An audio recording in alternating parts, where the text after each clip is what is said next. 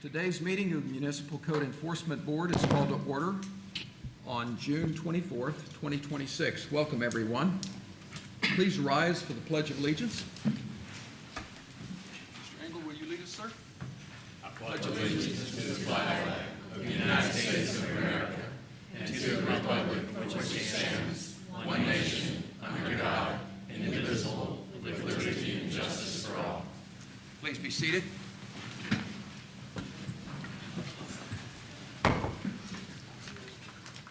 Agendas of today's meeting are on the wall at the entrance to chambers. Please remember to turn off your cell phones. The Municipal Code Enforcement Board consists of 7 members who are appointed by the City Council. We serve voluntarily. It is this board's intention to promote, protect, and improve the health, safety, and welfare of the citizens of Clearwater by providing this equitable, effective, and inexpensive method of enforcing certain codes within the city. The board considers new business items in 2 parts. First, the violation, and then affirmative relief. Formal rules of evidence do not apply. Each side is limited to 15 minutes. The board may grant additional time. All proceedings will be conducted in a calm, civil manner. Individuals who conduct themselves otherwise will be asked to leave. If necessary, they will be escorted from chambers. Now I ask all who plan to speak to please rise and be sworn in by the clerk. Do you swear or affirm to tell the truth throughout your entire testimony? I do. Thank you.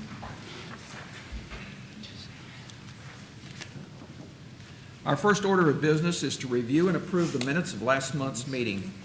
May I have a motion to approve the minutes? Jasmine?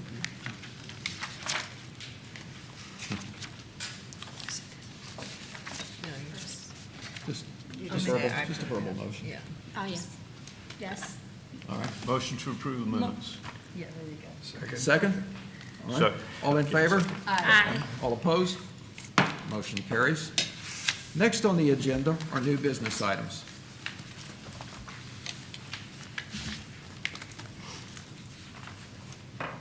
First on our agenda is item 3.1 that has been withdrawn. Second item is 3.2. Madam Secretary has asked me to have this continued. I'd like a motion to have case 64-26 continued until next month. Is that correct? Yes. All right. What's our date for next month? July 22. All right. May I have a motion to continue this case until July 22nd? Motion approved. Make a motion You have to make a motion. Motion to continue this case. It's Okay. both, it's July bo- 22nd. it's both of 3.2 and 3.3. They're the same individuals. All right. Just so Somebody we give can me a get the motion. I make a motion that 3.2, case number 64-26, and case number 6526 are continued until July 22nd. May I have a second? Did I hear a second? Yes. All right, thank you. All in favor? Aye. All opposed? Motion carries. Our next case, 3.4 on the agenda, continued from April 22nd, 2026, case 80-26. Find respondents Andres Perez and Zoila Perez at 2021 North Betty Lane in violation of code for permits and issue an order with a compliance deadline and fine if compliance is not met. I understand on this case we have people here and an interpreter involved. Is there anyone here to speak on this case? So the respondent did not appear, so we don't, Okay. we can proceed. With nobody, seeing nobody, Inspector Reese, you have the floor. Good afternoon, Code Board. I'm Inspector Kat Reese with the City of Clearwater. This is going to be for case 80-26 at 2021 North Betty Lane. Sorry, It's okay. I'm here. Okay, it's going to be for 1 violations permits required, section 4-203.A.1. Specifically, permit required for garage conversion to include windows, doors, electrical, mechanical, and plumbing. Had multiple notices of violations that gone out. This is one of the old cases as well. Began in March 18th of 2022. Final notice was sent November 21st of 2025. Certified mail was signed December 24th of 2025. So this is going to be on Betty Lane, just south of Idlewild Drive. And this is the structure that is requiring permits. And that was the original inspection photos that were taken. I'm sorry to interrupt you. Yes, sir. Can we go back to that? Yes. Are we looking at the property in the foreground or the one over the fence? there? Right here, this yellow garage. Thank The you. window was installed here. This was closed off. That's fine. It looks like you're looking Oh, over a yes. fence from Yeah. a primary I wasn't property into doing another anything. property. I just wanted to make sure I knew what I was looking at there. Thank you. I do believe that was from street view, though. Yeah, it's a weird street there. Understood. So the property owner did apply for a permit back in 2022 to come into compliance. However, it has expired as of January 2nd of 2025, which includes a lot of failed inspections. So the point of this permit is to ensure that all that work is up to code. And, we've had multiple continuances on this case, try to work with the property owner when he comes and shows up for code board, and he's not here today, so we just need to move on with this. So compliance can be met by obtaining an issued permit and completing said permit with inspections.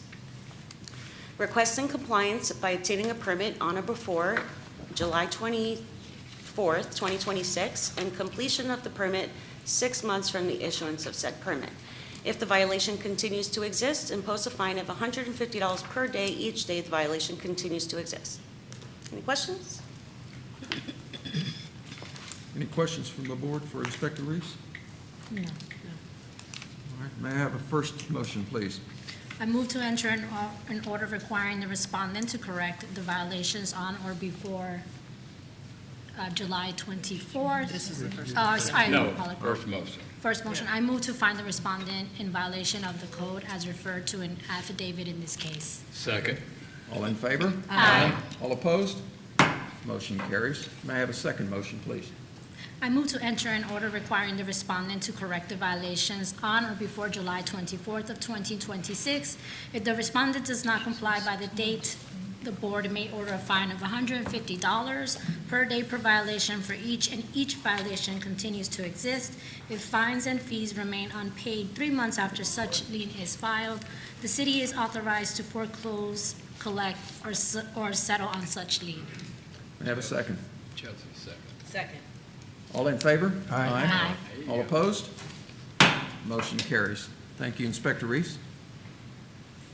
Next on our agenda, item 3.5, case 107-26. Find respondents Hoise Louise Jones at 1834 North Washington Avenue in violation of code for exterior surfaces, and issue an order with a compliance deadline and fine if compliance is not met. Is there anyone here to speak on this case? Sir, would you come forward, please?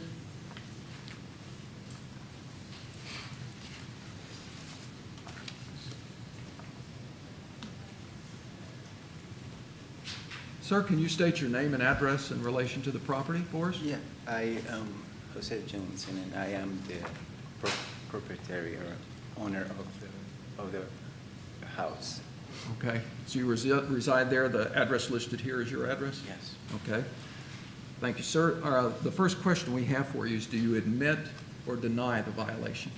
No, I admit that, yes, Okay. I have not been able to do the repairs. I Okay. have hired people to do it, and they just walk away with my money.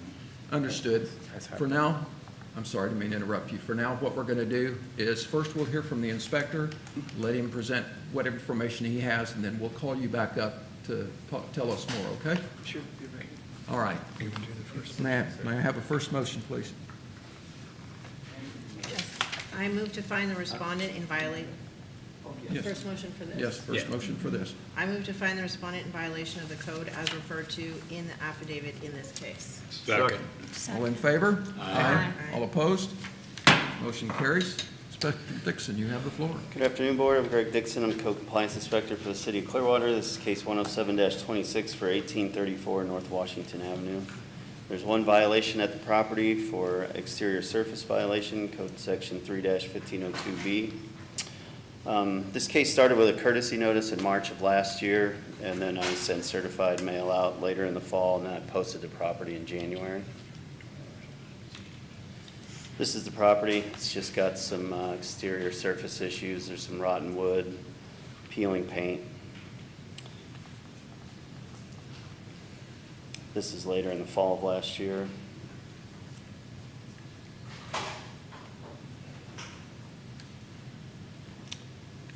And this is in January when I posted the property. Not much change. The grounds have been cleaned up, but the house still needs some attention.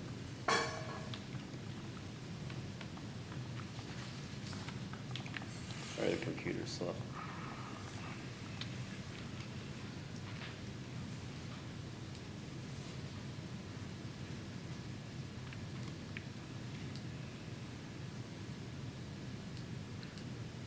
Here's the property today, chipped and peeling paint, rotten wood on the exterior.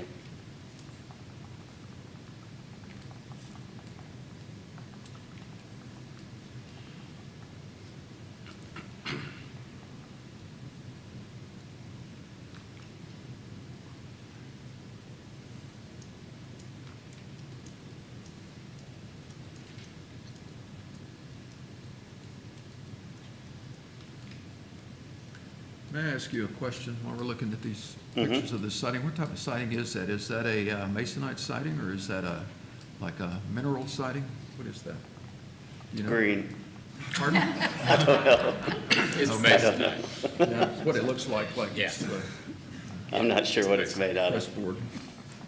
I put that stuff up.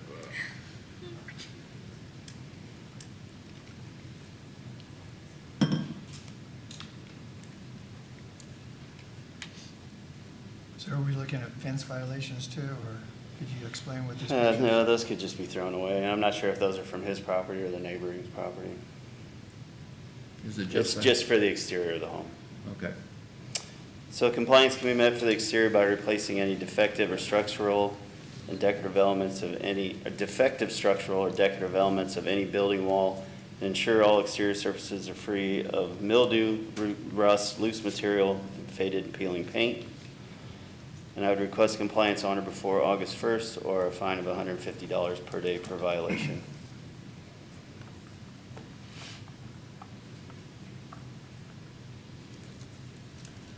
Board, do you have any questions? The inspector at this point? Okay. Thank you, sir. Mr. Jones?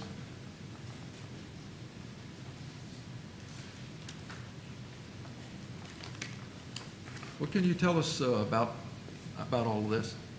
Yeah, if you notice on the pictures, I've been trying to do the job myself, to no avail. I am very slow.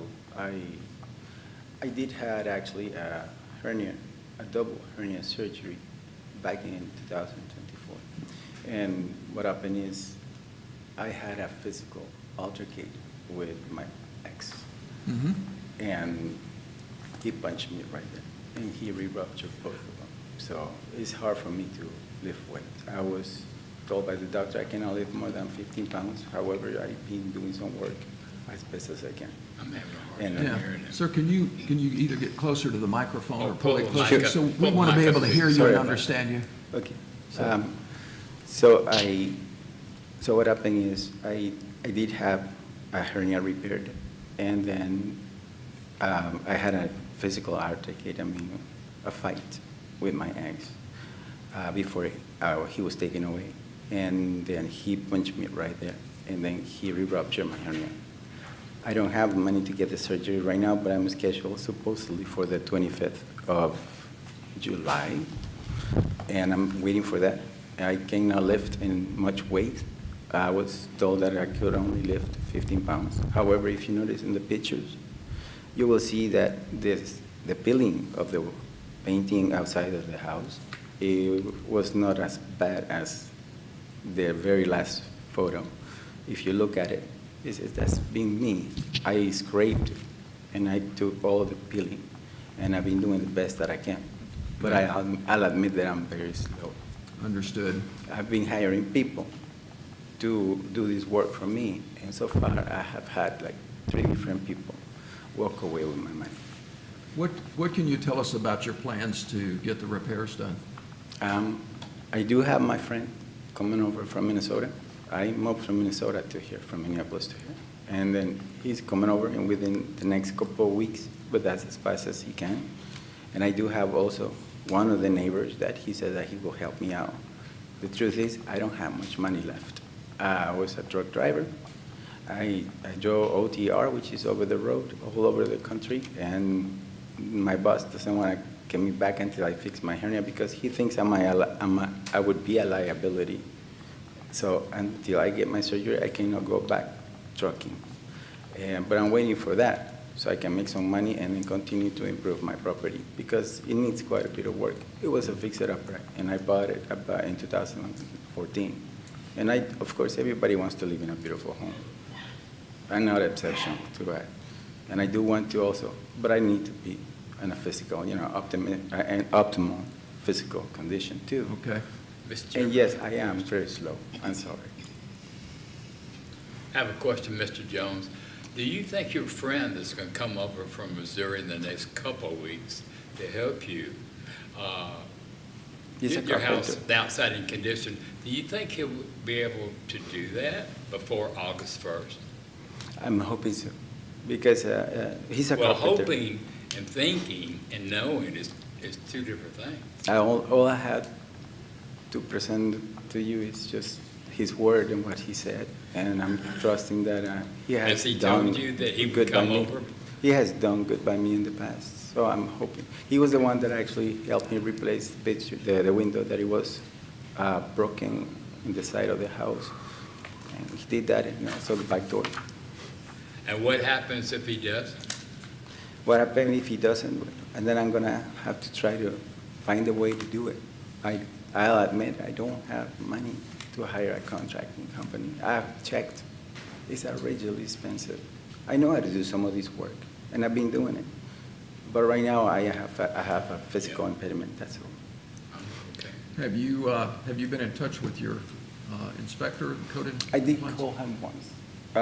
When I got the first letter, I did call him once.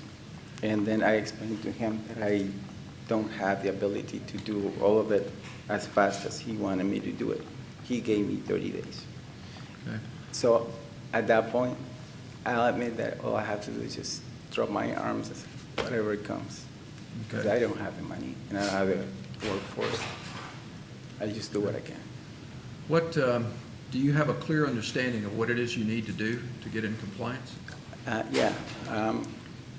I did hire an electrician, and I'll admit that this is a problem that I do have. I hired an electrician because my ceiling fan in the living room was not working. And then when I came back from work, and then he said that everything was done, he put the key in there. So when I turned the light on, it actually sparked and damaged my hallway and my bathroom. I don't have electricity in my living room, hallway, and bathroom. I need to hire somebody to do that. Somebody said that it will help me. I'm trusting that will happen. And when it comes to the siding, I'm trusting that I could actually count on these people to help me out with that. I know I can do the work. I've painted apartments and houses before for a living. But Mr. Jones, we're not dealing, and I can understand your predicament with the electrical, but we're not dealing with the inside of your home right now. We're dealing with the exterior Oh, I surface only. That's I all just we're wanted to dealing with. let you know that as well as I am trusting these people that are coming to help me in the outside of the house, I do have also problems inside of the house. I mean, a house is a big responsibility, and I do understand that. However, it's only me against the whole Understood. structure, and at this point, and I will do my best to bring it back. I have a question, But I do Mr. believe I Jones. can. I just wanted to understand if I confirmed that I heard you correctly. Earlier, you said that the pictures that were shown on the screen were not accurate and that you were scraping the paint off. Is that what I heard? If you look at the pictures before, and you look at the very last picture, you will see that the shades, the patches, are bigger. The reason for that is because it took me a whole weekend, Friday, Saturday, to scrape everything. So you're working currently on the outside of the exterior of the home. Is Inspector Dixon Have you seen the property? When was the last time you actually saw this property to confirm if Mr. Jones is working on the property itself outside? My pictures were from this morning. From this morning? Okay, all right, thank you. So actually, it's not better, Mr. Jones, it's been scraped off. It's different. It's different, yes. It's not better. I'm You said scraping it it was so I can better than prime what it. his picture showed. It's not better. I'm scraping it so I can prime it and then paint it, because it has a lot of peeling. And then if I don't scrape the peeling, I cannot paint. Yeah, it has to be primed because you scraped it off and then painted. But I haven't gotten to it yet. I can't lift a 5-gallon. I understand that. I'm just going by what you said, though. His pictures showed it to look worse than what it is. It doesn't. It does look worse, yes, because I scraped it. So I make the patches. I made them worse, of Yeah. course. But it has to be scraped off before I can actually prime it. And I already have the primer, and I already have the, Yeah. Were you the getting paint. it ready for your friend to come over and yeah. Okay. I already paid for his. you for already his- paid for I that paid- service? Yeah, I know I'm gonna pay. He's gonna help me. But I did pay for his Greyhound bus. I'm sorry, say that again? Greyhound bus ticket. I did pay for that. You paid for his ticket Yeah. over, okay. So he can come over. I'm hoping that Are you- will actually come. If he can do it for free, Yeah, because he has helped me in the past. I helped them too. okay, good. I used to live in Minneapolis, and That's he good. used to be my landlord. That'll help you, yeah. I hope so. You said you paid for his ticket over. What's the date of his ticket? I'm hoping that he will come up. He will come up in 2 weeks, and this is gonna be like third. But did you say you bought his ticket to come? Yeah. What is the date I, of I, his well, ticket? I send them money so he could get the Oh, ticket. Yes, you sent him money to buy the ticket. $128. Can you call him to confirm when he's going to come? Oh, yeah, he said that. I keep in touch with him. I know, but you keep saying you're hoping. That's not knowing. No, I did. I spoke. I spoke to him only last night, and then. So you sent him money for him to buy a ticket to come over, but Yeah. you have not confirmed the date as to when your friend is gonna be coming over I to help believe you? that he already purchased the ticket for the third. He already purchased it? I believe so, yeah. You believe so, okay. I don't have When are you confirmation. thinking you'd like to extend the compliance date and maybe give them an extra 30 days? Maybe September. We'd be okay with that. That's what I wanted to hear. All right, Good. so, Thank you. any other questions from the board? I just want to clarify, so if he scrapes paint, the siding and the gutters and stuff, that'll take care of Replaces all. all the defective wood and outside pieces and gets it painted, then be in compliance. You understand that, Mr. Jones? I believe that I can do all the painting, but I'll admit, I don't know how to do the woodwork. So that's why I need him. I need Kevin to do that. I don't know how to do that. Now, what happens if it delays? Will you be in contact with the inspector and let him know? I could. Okay. Any other questions from the board? All right. May I have a second motion? I move to enter an order requiring the respondent to correct the violation on or before September 1, Would be- 2026? Yeah. Is that what we're doing? Yes. Yeah. Yes. If the respondent does not comply by that date, the board may order a fine of $150 a day per violation for each day each violation continues to exist. If fines and fees remain unpaid 3 months after such lien is filed, the city is authorized to foreclose, collect, or settle such lien. May I have a second? Second. All in favor? Aye. All opposed? Motion carries. Thank you. Thank you, sir.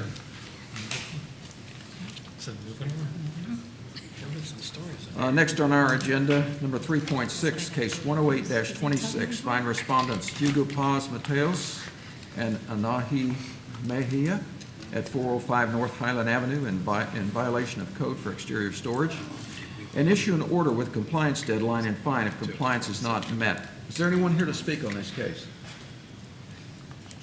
Inspector Kasman, you have the floor. Give it a second. All right. Seconds up, Daniel. Yep. All right. Good afternoon, Board. Daniel Kasman, Code Enforcement Inspector for the City of Clearwater. This is case number 108-26 for 405 North Highland Avenue. There's one violation here for Code Section 3-1502, G1, G2, and G3 for exterior storage. These are the dates the notice of violation went out with the compliance date. I also did have to post the property with the affidavit of posting. Just give it a second. There we are. So this is 405 North Highland Avenue. As you can see in this first photo, there's some concrete bags, some construction materials in the front of the porch there.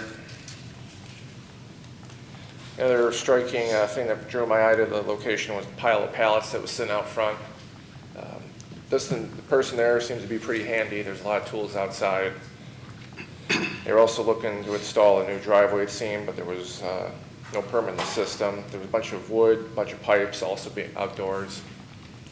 This was the day of the posting. The pallets were still there. The same items were outdoors. This was after the compliance date after the posting. The same items again were still outdoors. Someone did call me from the property and ask what they needed to come to compliance. I explained exactly what had to happen. But when I went back today, it was some improvement. I can see behind some makeshift fence they have that they do have piles of tires and buckets in the backyard too. The situation up front on the porch is definitely improved, but there's still gas cans, buckets, looks like some drywall and some laundry detergent sitting outside. And they did clean up most of the pile of pipes and wood, but they left a bunch of rebar just there adjacent to the new driveway they're putting in. So compliance was met for the exterior storage by removing from the grounds of the property all items not meant for outdoor use, such as pallets, pipes, construction materials, tires, buckets, and other miscellaneous items.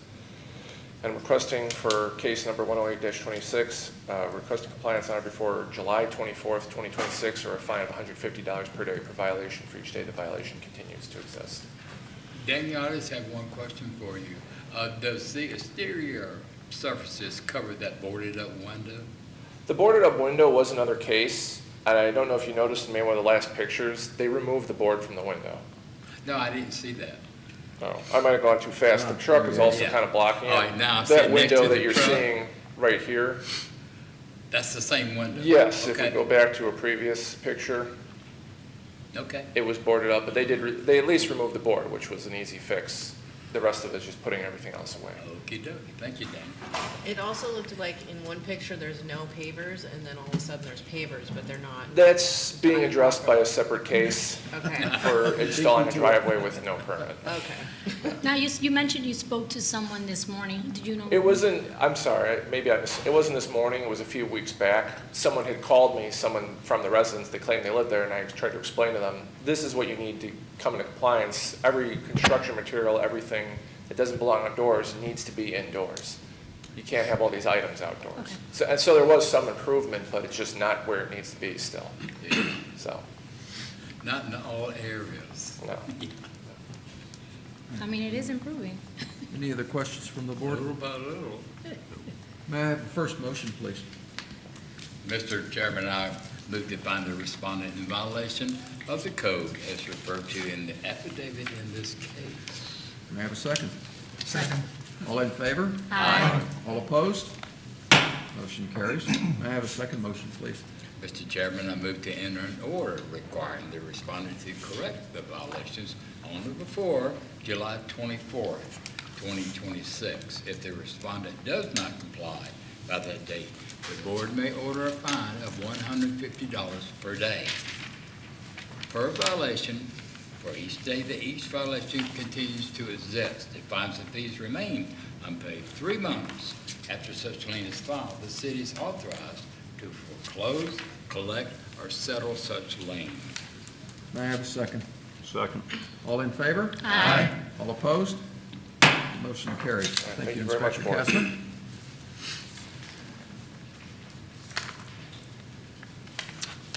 Our next case, item on the agenda, 3.7 is withdrawn, 3.8 is withdrawn, 3.9 is withdrawn, 3.10 is withdrawn. Item 3.11, case 113-26, find respondents William Meisner Jr. and Megan Pettengill at 2967 Kenilwick Drive North in violation of code for short-term rental and issue an order with a compliance deadline and fine if compliance is not met. Is there anyone here to speak on this case? This is the letter. They sent the letter because they couldn't be here. I think that's 3.1. No, The letter is 311. for this one. The letter is this one? Yeah. All right, so I have it, oh, correct, okay, good. So, for the record, we have a letter that was submitted by the owners who are not in town. On the letter, at the end of the day, the gist of the letter is that it requests a lien reduction. However, that is not apropos to the business or what we're looking at today, so I would, I think believe it they're would- requesting a lower fine amount than what the city's requesting. I got you. Well, But I think they think that the fines have already started from the day of the violation. And they're not realizing that it doesn't start till there's an order, so. well, I would defer to council, but just as a general statement, in my experience, the appropriate approach, the most appropriate approach is to hear the case, make an adjudication, and if at some point the owner wants to address fines, then they can do that in a lien reduction. I think it'll be a little clearer once I give my presentation. We are not seeking running fines. We're seeking a single flat fine for something that's already been completed that can't be cured. So Okay. she's seeking a lower single fine. Well, let's hear the case then. It'll make more sense as I get through it. Thank you. Good afternoon, Board. Sarah Green, Code Compliance Manager for the City of Clearwater. This is case number 113-26 for 2967 Kennewick Drive. There is one violation here for an illegal short-term rental and a violation of the Development Code. Notice of violation was sent and posted on 5/4, and the certified mail came back unclaimed. The reason why this is a little different than normally when we bring short-term rental cases, we're looking towards ones that have their minimum stay, like an Airbnb, set to like 7 days. So normally what our cure for that would be, you need to update your listing to be the monthly minimum compliance. In this case, this one and the next one that I'll be presenting after this, these are properties that I've had multiple complaints in from neighbors. Essentially, we've never been able to observe them having their monthly minimum set to anything but monthly. So it's for all intents and purposes, when we looked at it, when the complaints came in, it said monthly. However, after multiple complaints, we came through and the evidence I have in here is that they have reviews that say people stayed for a 6-night and a 7-night stay. So that would be in violation of the short-term rental code. Ordinarily, our violations are for not having the monthly minimum set, but a second portion of the ordinance is that you cannot have evidence of overlapping stays of less than monthly. So in this case, our evidence here is, this is our Granicus website. This is what we use to track short-term rentals. It snagged that there were 2 documented stays in March of 2026. And here in the stays, it's a little hard to see, but here it says it stayed for 7 nights in March 2026 from a Jason V, and a Valerie R stayed for 6 nights in March of 2026. Now, if you see in the letter, I have spoken at length with Mrs. Pettingell. We've had previous cases where they did update the monthly minimum listing, so she was aware of the short-term rental ordinance. However, as she sees in the later one, she is not disputing the fact that she's in violation of the ordinance due to the fact that she wasn't aware that even though it wasn't advertised as a short-term rental, she still had people pay to short-term rent. So like on the back end, basically someone reached out and requested to stay for a shorter term, and they allowed them to pay for it. So that's why the reviews are there for the shorter term. It makes it really hard to track down and keep track of short-term rentals. But in this case, she does not dispute the fact that there was short-term rentals. Her request is for a lower fine amount than what the city is requesting. Inspector, can I interrupt just for a moment? Is this her first or second offense? Technically, this is a first offense, but this is, I think, my 4th Yeah. short-term rental complaints, but this is the On first time. this particular person? Yes, on this particular property person. So really, technically, we've gone beyond the first offense. Well, for legal purposes, this is the first case that's made it to Okay. code board. All right. So there is no compliance actions taken. This is an incurable violation that happened in the past, so there is nothing to comply with. So what the city is requesting is a one-time fine for the 2 documented overlapping stays in March of 2026. For the 6-day and the 7-day stays that are documented, we're seeking a fine of $100 a day for a total fine of $1,300. So if the board agrees and you go to make your motion, this will be slightly different than what you normally say, because we're not asking for a recurring fine. It would be the city is requesting a one-time fine of $1,300 payable within whatever the board would like to request. Otherwise, then you would read the rest of your script. Okay, so to clarify, she's requesting that lien be reduced. She's requesting less than $1,300 is what I gather from the letter. And what does the city say about that? We're requesting $1,300. Is that a normal amount of money that you would request from something like that? Is that Generally like- speaking, for most violations, especially first time, we pick $150 a day recurring. In this case, she did reach back out, we spoke about it, she accepted fault. I thought it was fair to do $100 a day, but obviously the fine is ultimately up to the board to set. Mr. Salzman, can I confer with you for a second about the fines? I just want to check a reading of the statute to see if you agree with me or not. I was just perusing it as we were going over this case. Stand by, Sarah. All right.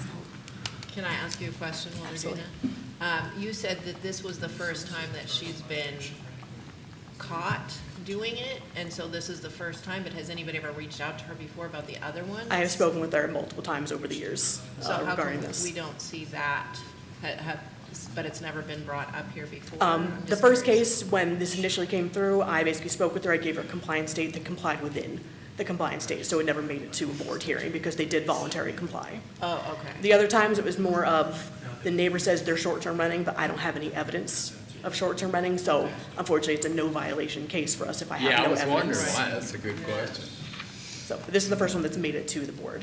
Traditionally, we are looking to prevent further short-term rental, but in this case, this is a property that has been reported multiple times, and this is the evidence that we have, so this is what we're seeking. So if it happens again, Inspector, will it be a second offense? I believe it would be a repeat violation, yes. Okay.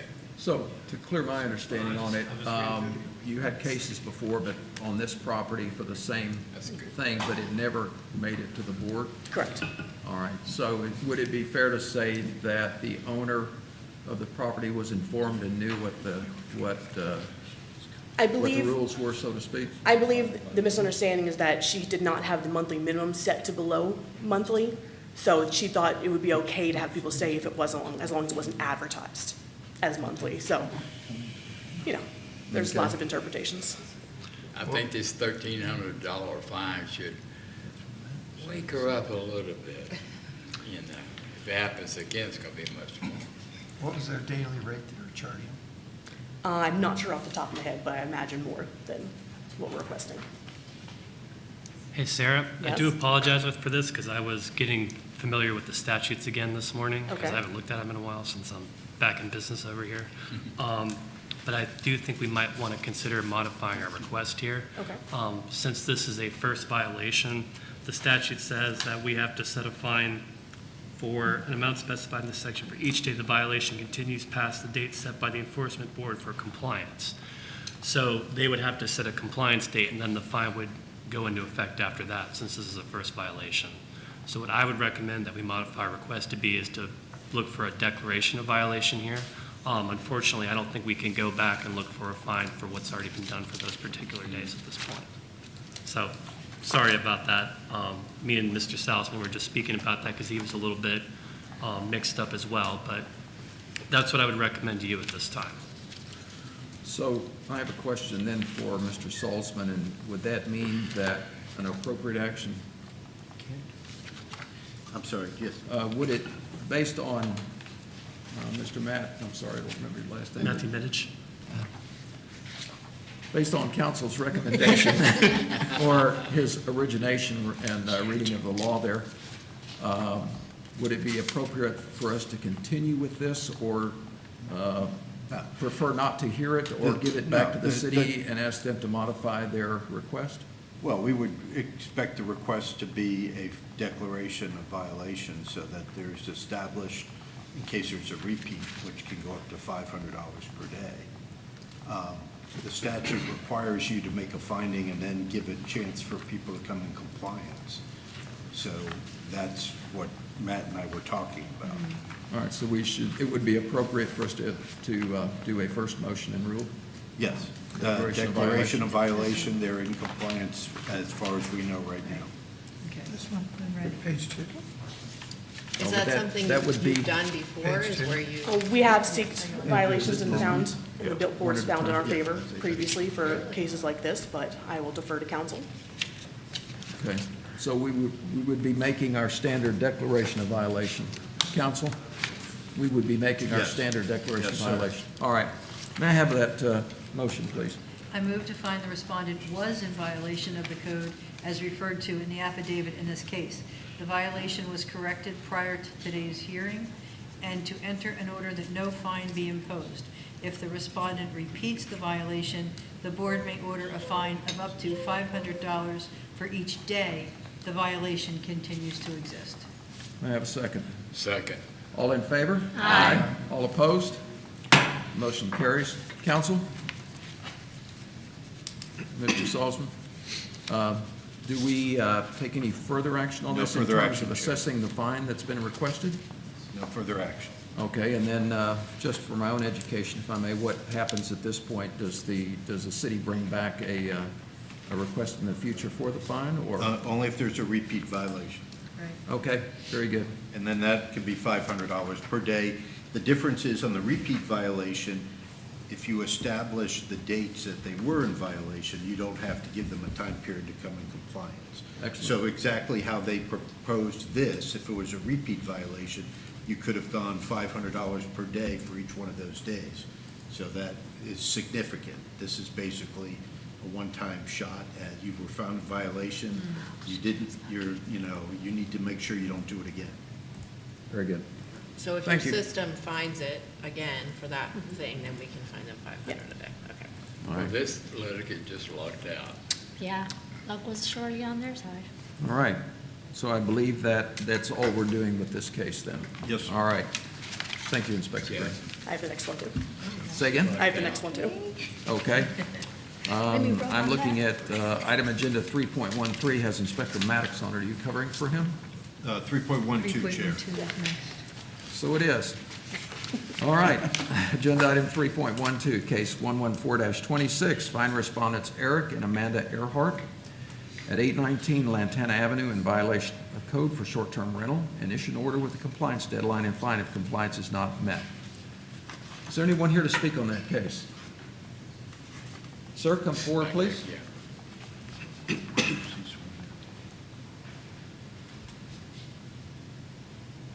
Sir, would you come to the podium and give us your name and address in relation to the property?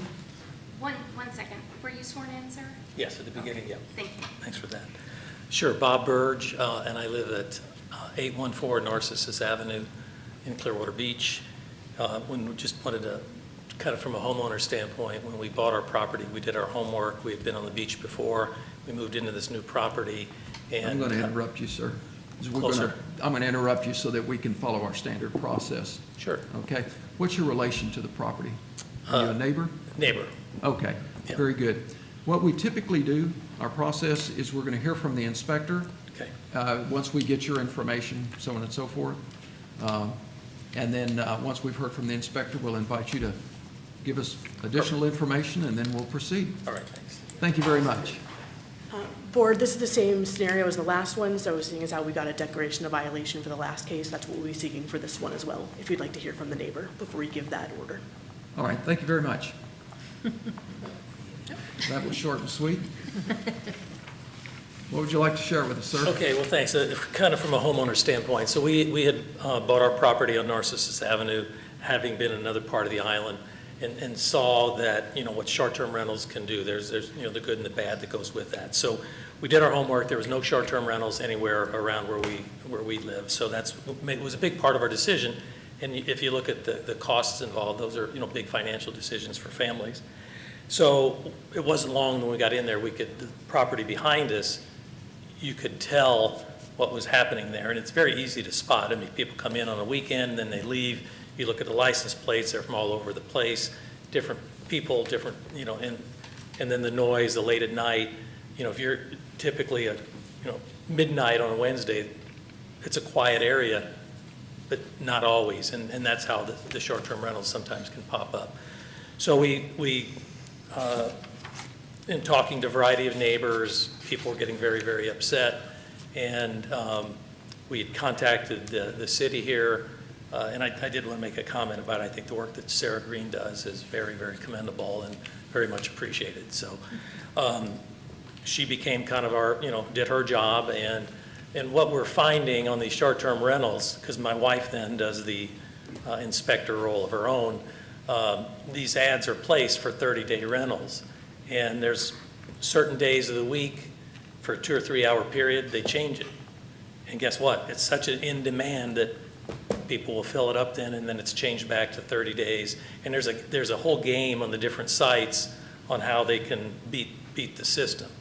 So, you know, from our perspective, we've met the homeowners once, and that's been 2 or 3 years ago, and I think it was, and then they got hit by the storm. So there's these, from our view, there's these violations clearly occurring, and I think just from the previous violation, I think there's a big difference on the money that's flowing on the rentals on the beach versus that last example that you had.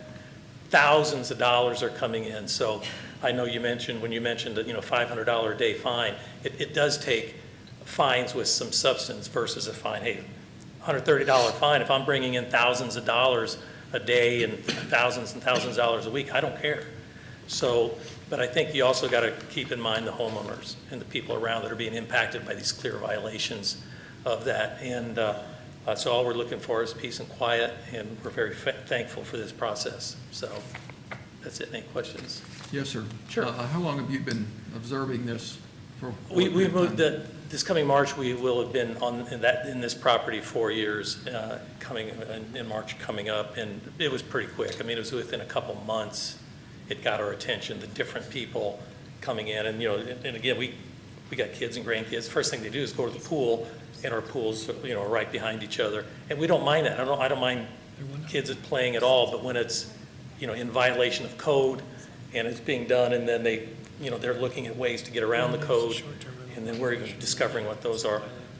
And there's, you know, people are sending me now examples. People are doing reviews of these properties that are 30-day properties. They're doing reviews. Hey, we had a great time on Airbnb reviews. We had a great time on our 3-day stay this weekend. I mean, the evidence is real obvious. These are not residents. These are in violation, and they're not 30-day minimums. So we appreciate what you guys do. And any other questions? Sure. Yeah, Bob, have you been able to talk to your neighbor about this? No, because they're never there. I mean, that's the problem. Okay. So, and then we do, you hate to be like creepy, but you look at the cars in the driveway, and it's just different all the time. It's very, very obvious. Yeah. And then my wife went online and she said, here's what's happening.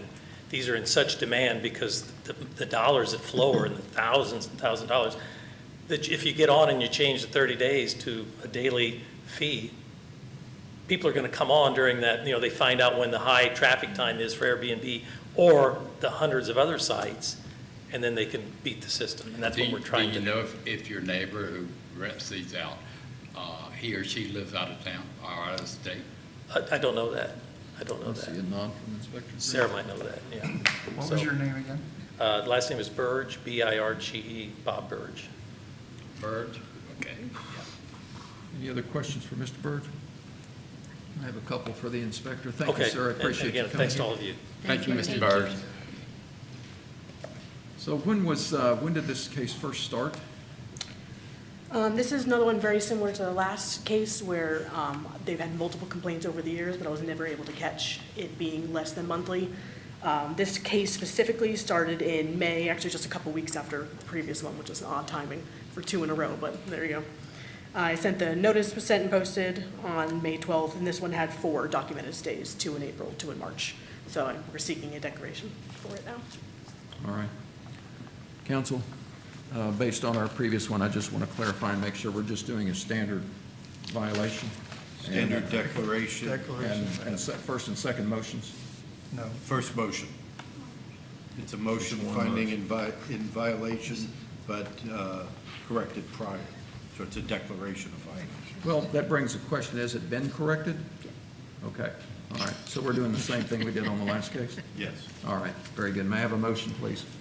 I move to find the respondent was in violation of the code as referred to in the affidavit in this case. The violation was corrected prior to today's hearing, and to enter an order that no fine be imposed. If the respondent repeats the violation, the board may order a fine of up to $500 for each day the violation continues to exist. May I have a second? Second. All in favor? Aye. All opposed? Motion carries. Thank you, Inspector.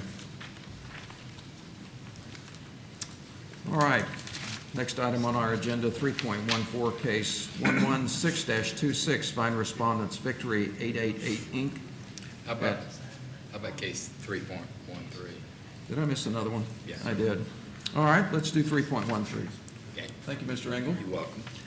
Case 115-26, find respondents SCI Pelican Walk LLC at 486 Poinsettia Avenue in violation of code for outdoor cafe permit, and issue an order with the compliance deadline and fine if compliance is not met. Is there anyone here to speak on this case? Inspector Maddox, you have the floor. Good afternoon. Kevin Maddox, Clearwater Code Compliance Inspector. This is for case number 115-26 for 486 Poinsettia Avenue. This will be a little bit different than what you've heard before. This has to do with an outdoor cafe seating permit that's expired. In recent months, I've been working with a whole lot of business owners who are required to have this permit when you have seating in the right-of-way owned by the city of Clearwater for liability purposes. Somebody gets hurt, it needs to go to the owners. So this is code section 3-909C6 for an outdoor seating cafe permit that is expired. Notice of violation was sent and posted on April 2nd, 2026, compliance date by 5/6 of 2026, and the green card was not received back. This just shows that at this location, here is the seating that does in fact exist and requires a seating permit. This is something they do for an entire year, and as soon as about the end of September, they have to get it renewed. So this, along with about 30-odd other businesses, are getting these permits. This just shows the posting. This also shows that as of today that they did not have a permit. This is our Acela computer showing there's no permit yet. And it has to go through an application process with zoning. Today I took this picture because in the end result you can either get a permit or remove all of this. It is still in existence. Compliance can be met for the outdoor cafe permit required by contacting the City of Clearwater zoning at the phone number, apply for the updated or update your permit, have it successfully approved and paid for. Compliance can also be met by removing all tables and chairs and material from the City of Clearwater sidewalk right away. For 115-26, requesting compliance on or before July 24, 2026, or a fine of $50 per day for each violation that this continues to exist. The $50 is requested instead of the $150 due to the nature of the very small cost of a permit. So $50 was agreed upon. Inspector, have you been in touch with the owners about the permit? I have never gotten anyone to contact me, although I tried. And to open a door, you had to remove this because I put it across the door so that you had to see it. And no one's called you or anything? No, and they have not contacted zoning. That's unusual. Is that would that be interpreted to mean that they've not applied for a permit? I have had to weekly stay in touch with zoning to say, and there's also a spreadsheet that we communicate with, and I've said, I'm about ready to go to code board. Have you had any phone call, any activity? No. Okay. And they've been renewing year after year, but yet they didn't this year. This is something that, from my understanding, started up again to make sure that these are all in compliance and permits. And as I've been contacting every single person on the list, there's a lot of course, they don't want to lose their seating. Yeah. And so they get right on it and get the application filled out and pay the permit, which is very minimal. And the business is open?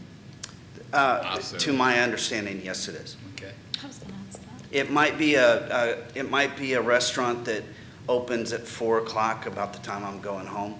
So I don't see people there, but there's a lot of night restaurants on the beach as well. Yeah. Well, I'm sure it's still open. They would move everything back inside. That's the two different ways that you could do it. Yeah. Okay. I'm sorry, you said something about September? Once you create a permit, it's good for a year.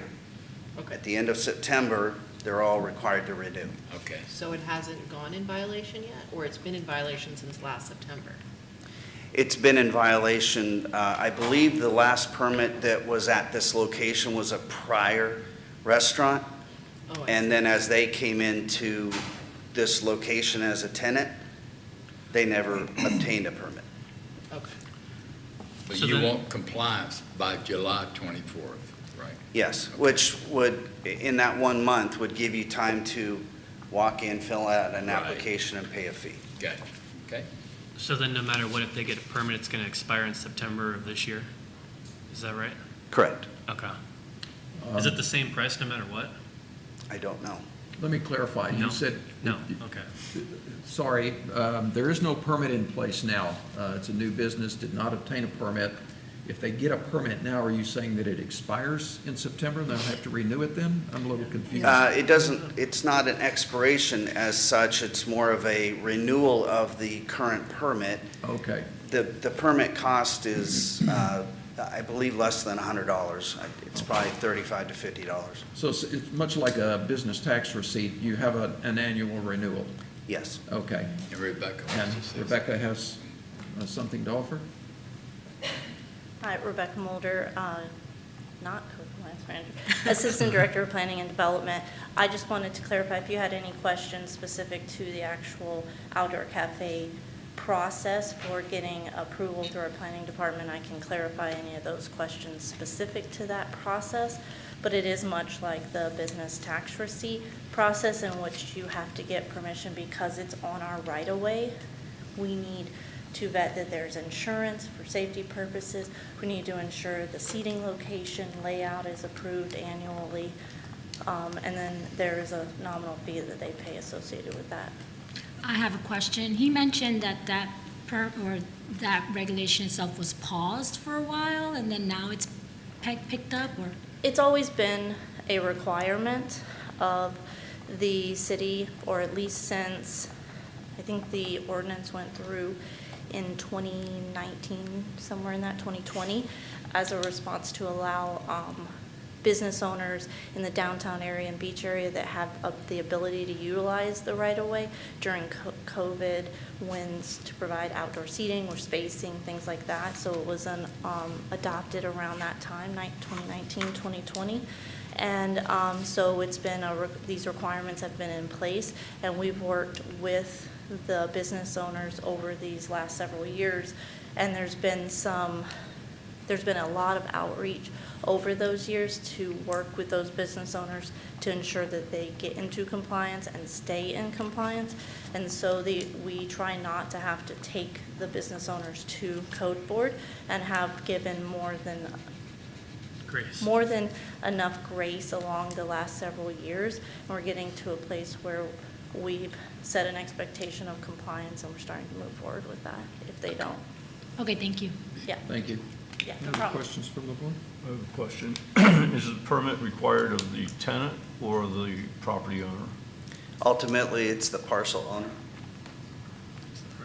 I mean, the tenant would be the one applying for it. The Right. parcel owner would be responsible for this failure. So who gets the fine? The Parcel owner. And we haven't been able to get a hold of the parcel owner. Everything's been posted as required, and no, I have not received anything from the owner.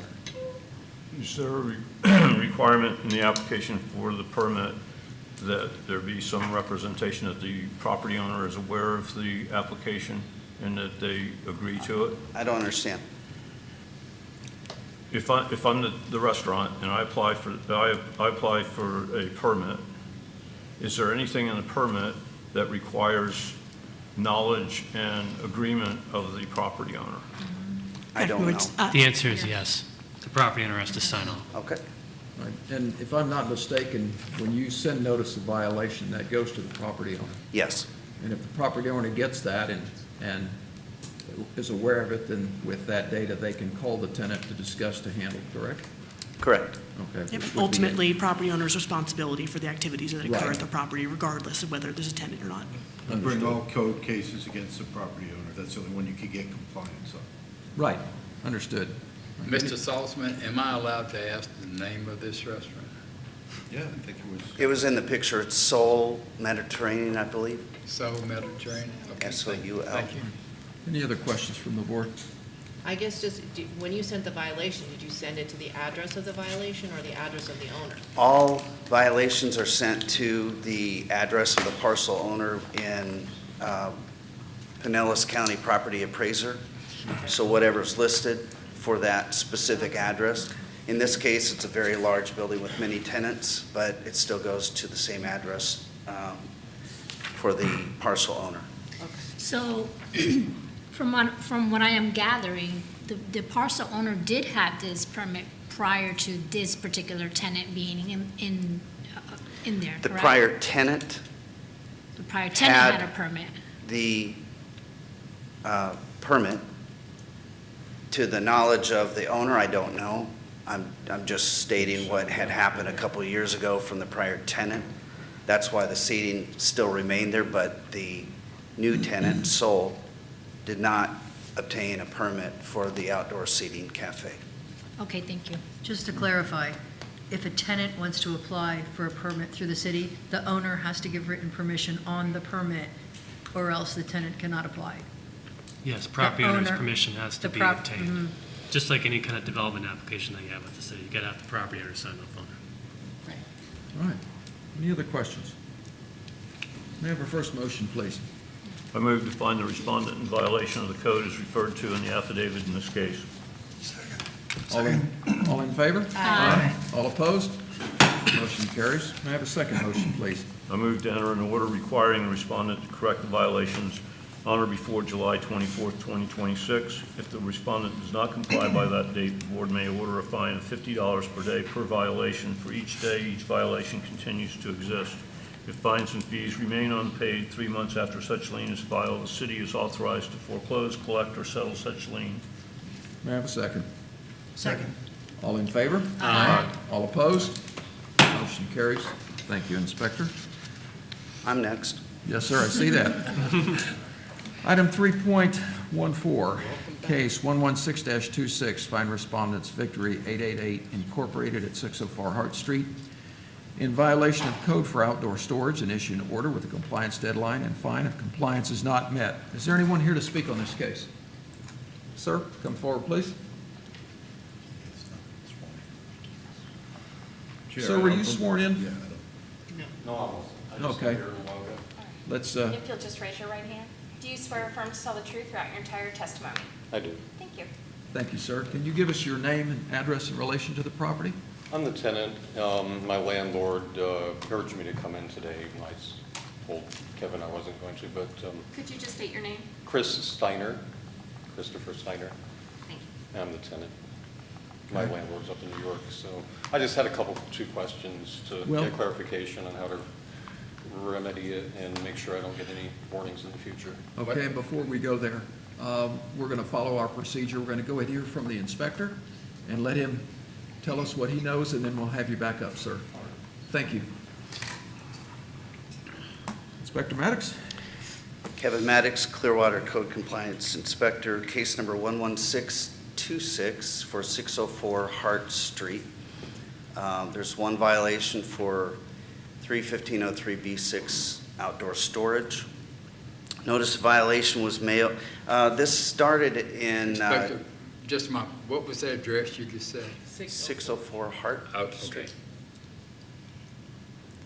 I'm I'd sorry. started working with this back in January, but the first notice of violation was February 10th of 26. Notice of violation was posted on 4/24 of 26, compliance date by 5/7 of 2026, and I'd been interacting with Chris, the tenant, so things had started to progress, but then failed, so it continued into a notice of violation.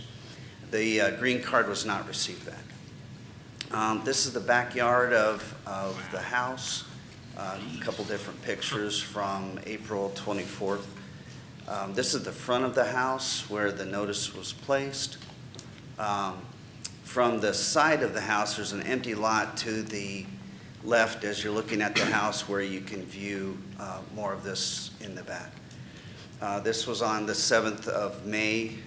Nothing had changed, and it seemed to have increased in the amount that I had seen there. This is around the side, but this is in the back as of today. If I can get it to click forward. I'm just waiting on the slide. All right.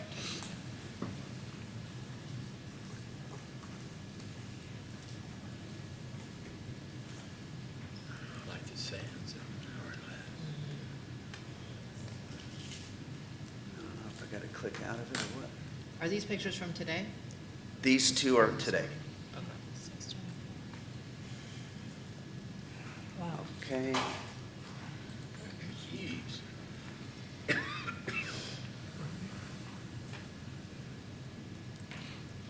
I'm clicking, but I'm not getting anywhere.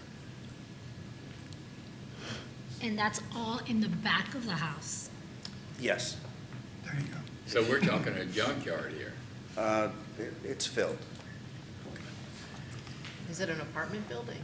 I believe there's 3 apartments. This is, appears to, there's a stairwell in the back, and the tenant can tell you otherwise, but I believe there's access to the top floor, which would be the 2nd apartment or 3rd apartment. I just wasn't really sure how many were in there. Compliance can be met by clearing all discarded and unused materials, junk, construction. So I don't exactly know what all of it is underneath the sheets of plastic. I had been told that some of it was plants, others, but you know, in the pictures, I can see a lot of just trash and junk that should not be in a backyard and would be considered an outdoor storage problem. Which attracts rodents and other critters. Yes. It would invite quite a bit of problems in the area. Requesting compliance for exterior storage on or before July 24, 2026, or a fine of $150 per day for each violation that it continued to exist. As an added note, I did receive a phone call a couple days ago from the owner who's in New York, and I asked him to contact the tenant and turn on the video and see what you saw. As of today, I was on the phone with him. He didn't seem to understand what was truly going on, so I sent him the pictures that I took today in his email today, and he said he was on his way to Florida on a flight to address the issue. I don't know what he was going to do. I just know that he was due to be coming down here to handle it. Well, thank you for Thank you. sending him the pictures. Yeah. Questions from the board? Okay. Thank you. Thank you, Inspector. Mr. Steiner?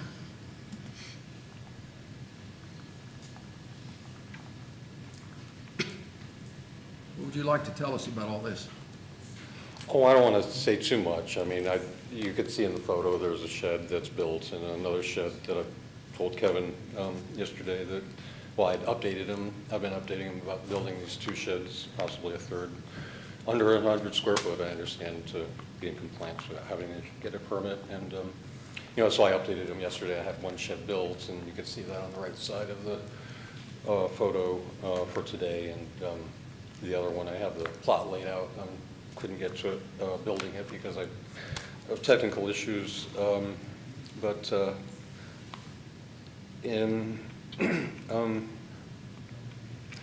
I just had a couple questions, just for clarification, and wanted to know if there's a limit to the number of outdoor items that are in good working order that can be kept outside. Like, I'm mainly concerned about bicycles.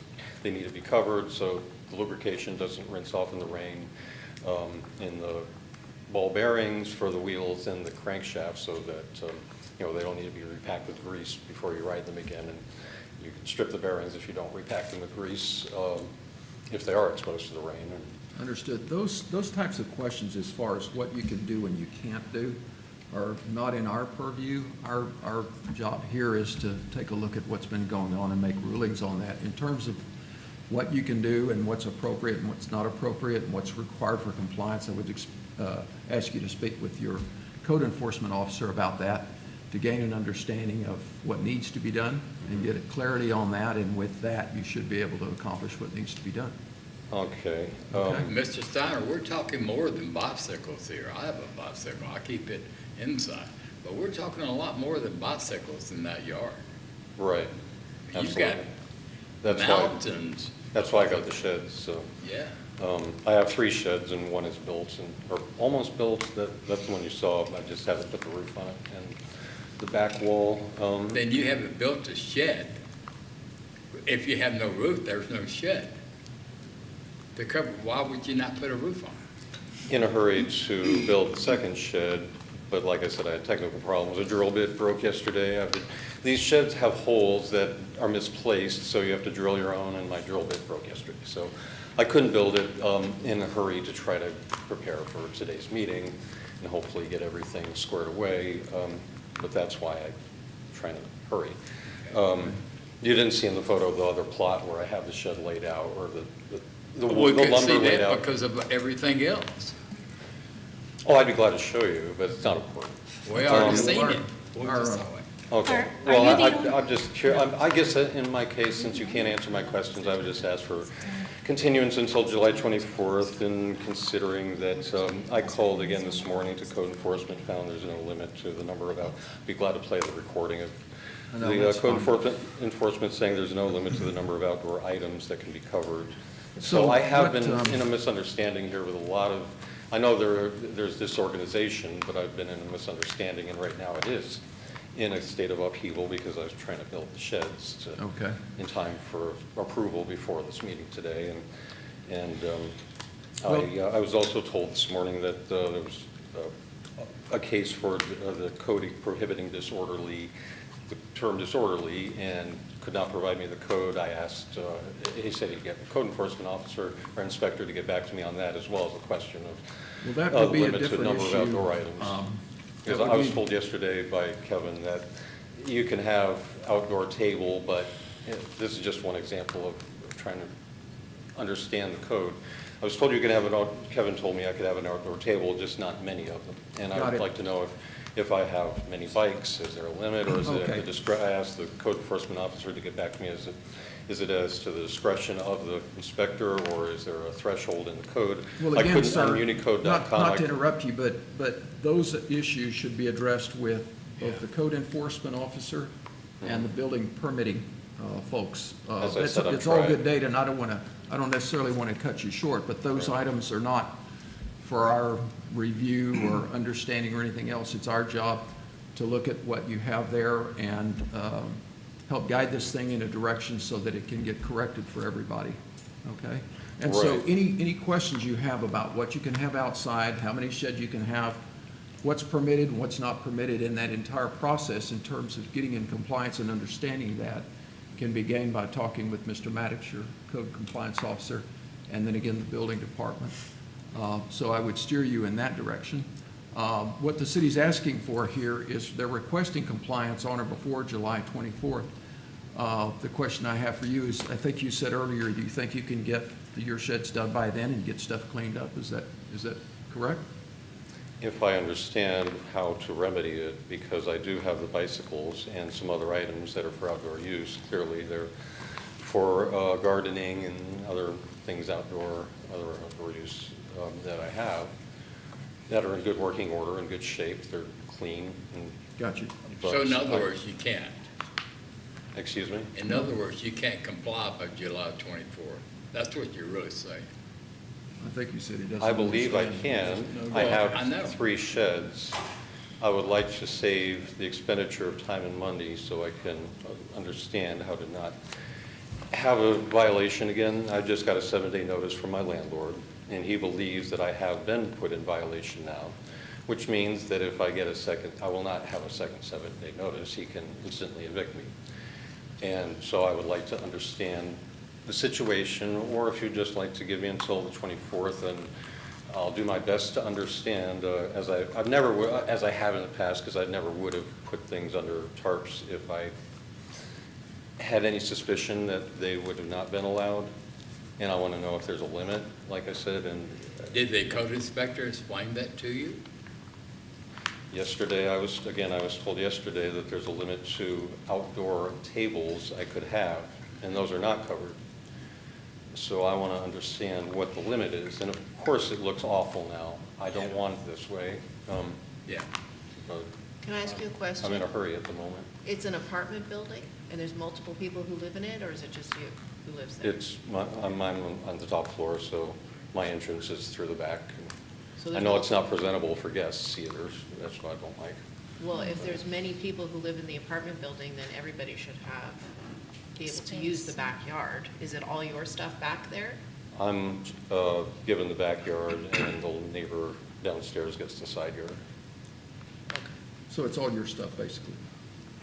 Right. I mean, you're responsible for all of it, essentially? Correct. Okay, all right, fair enough.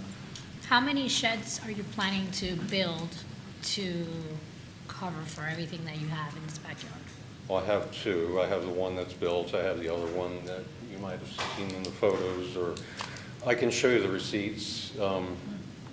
The other one is in boxes, mostly in boxes, that was propped up against the back wall of the building this morning, so it's in these two boxes that comes from. Now, if I have my dimensions right with these sheds without having a permit, because there's a size, correct me if I'm wrong, I don't believe all that stuff you have there will fit in those sheds that you plan on putting there. So what are you gonna do with the remaining of the things that won't fit in the sheds, or do you plan on putting X amount of sheds? Well, either has to, or it gets thrown away or sold, but there is a lot of empty space underneath the tarps because I'm an online merchant and I pull things out to sell and I don't reorganize, so there's a lot of space underneath the tarps.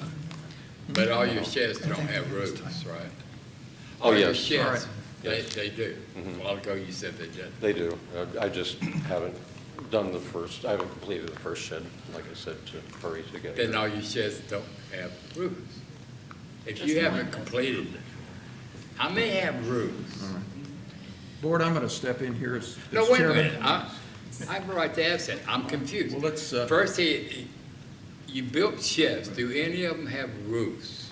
Well, they have them. I haven't assembled a single shed completely yet, as I said. Then they have the roof, but they're not assembled. Right. Okay. It'll take me about a day and a half to do a shed, now that to do the next shed, and then if I need the third one. That's where I was getting at. You had no sheds, okay. So three Board- sheds. Excuse me, Right. Board, I'm going to step in here. I think we've spent enough time on this one. In terms of our job here is, I mean, we can ask a number of questions to gain a deeper understanding, but I think we've got enough data here to make motions and rule on this and move on. We have other cases to hear, and so I don't want to step on anybody's toes necessarily, but I think we can move forward. We just with want it. clarity, Mr. Chairman. Thank you, I appreciate that. All right, Thank you for your consideration. may I have the first motion, please? I move to find the respondent in violation of the code as referred to in the affidavit in this case. Second. All in favor? Aye. All opposed? Motion carries. May I have a second motion, please? I move to enter an order required to the respondent in order to correct the violations on or before July 24th.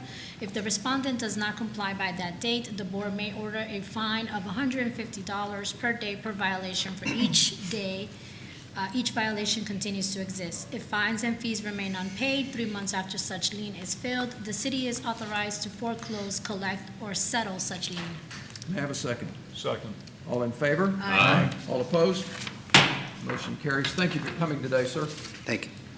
Thank you, Inspector Maddox, for that one.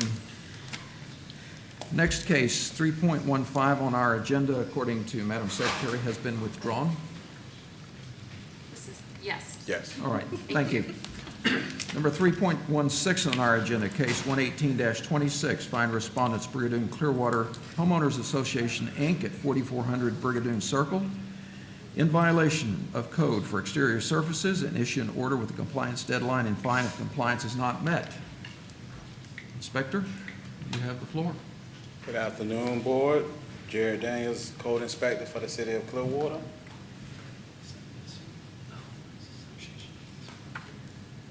Is there anyone here to speak on this case? I'm thinking yes. These people are just. That's been what's going on. I was out there this morning. Everything was taken care of.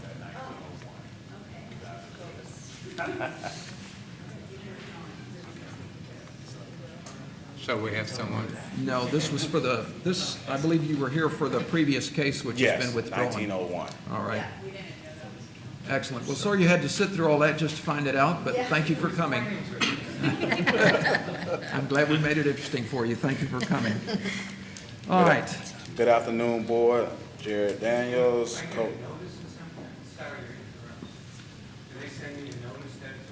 You will be sent something in the mail, yes. Mhm. Good afternoon, Board. Inspector Daniels, Code Compliance Officer for the City of Clearwater. Case number 118-26 for 4400 Brigadoon Drive. It's one violation at this property for exterior surfaces, 3-1502.B. The notice was sent out 4/8/25 with a compliance date of 5/21/25, and the certified mail receipt came back 5/2/25. If you look in the pictures, just a lot of rotten wood around the gazebo at the pool area. Okay. These was the original pictures. This was after the compliance date.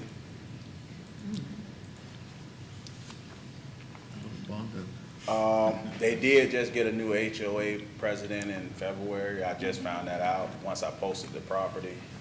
And I talked with the property management company, and they're working on getting it fixed. Okay. So compliance can be met for the exterior surfaces by replacing any defective structures and decorative elements of any building walls, and ensure all exterior surfaces are free of mildew, rust, loose material, and fading or peeling paint. Requesting compliance on or before August 1st, 2026, or a daily fine of $150 per violation if it's not in compliance. Inspector, have you spoken about your timeline with anybody at the HOA as far as your requested date? Yes, yes. Well, like I say, when I talked to the property manager yesterday, I informed her, and she said it will be done by the 1st of August. Very good. Questions from the board? No? All right. May I have a first motion, please? I move to find the respondent in violation of the code as referred to in the affidavit in this case. May I have a second? Second. All in favor? Aye. All opposed? Motion carries. May I have a second motion, please? I move to enter an order requiring the respondent to correct the violations on or before August 1st, 2026. If the respondent does not comply by that date, the board may order a fine of $150 per day per violation for each day each violation continues to exist. If fines and fees remain unpaid 3 months after such lien is filed, the city is authorized to foreclose, collect, or settle such lien. May I have a second? Second. All in favor? Aye. All opposed? Motion carries. Thank you, Inspector. Item 3.17 has been continued. Item 3.18 has been withdrawn.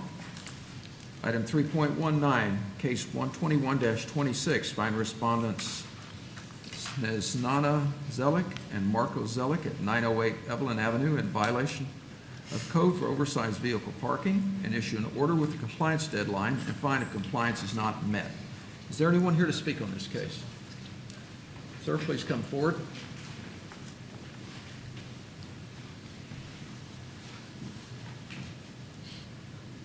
Sir, I believe you were sworn in, were you not? Yes. Okay. Can you give us your name and address in relation to the property? My name is Philip, and I'm the owner of 908 Evelyn Avenue. Your last name? Zelik. Thank you. All righty. Thank you, sir. We're going to hear from the inspector, and then we'll call you back up to see what you have to tell us.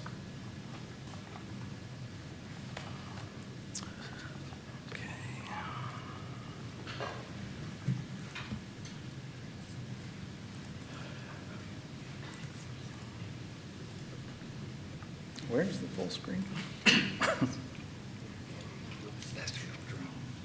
Okay. Gotcha. Thank you. Andrew Hobbs, Code Compliance Inspector 1, case number 121-26 for 908 Evelyn Avenue. One violation, Code Section 3-1407A4 for large commercial vehicles. Notice of violation was sent 3/19. It was lost in transit, so I sent it certified again on 4/28 as well as posted the property. The original compliance date was 4/22, was updated to 5/12. The second certified mail came back 5/11. This was a citizen complaint. The citizen who filed the original complaint stated that the truck had been parked on the property every night, usually after 6 p.m., then the truck leaves early in the morning. The complainant sent pictures on these dates of the truck in the driveway overnight. Those are all listed right there. This is the truck in question in the driveway May 4th, 6/18. We had discussed the measurements on the truck, so I had gone out and measured 84 inches from top to bottom is allowable. It was at least 100 inches from the top of the truck after or when I measured it. This was this morning. The truck in question is right there in the driveway, but this other large truck was there as well. Here's the truck that the one that I measured, the one that's in question. Is that a commercial truck? Yes. Okay. Are they the same company on both trucks? They are not. The United Air Conditioning truck has been, the pictures that were provided by the neighbor, there are pictures of that truck, both trucks in the driveway. So I believe they're both owned by the property owner. Compliance can be met for violation by removing all large commercial vehicles from the property. Request compliance on or before 7/7 or a fine of $150 per day each day the violation exists.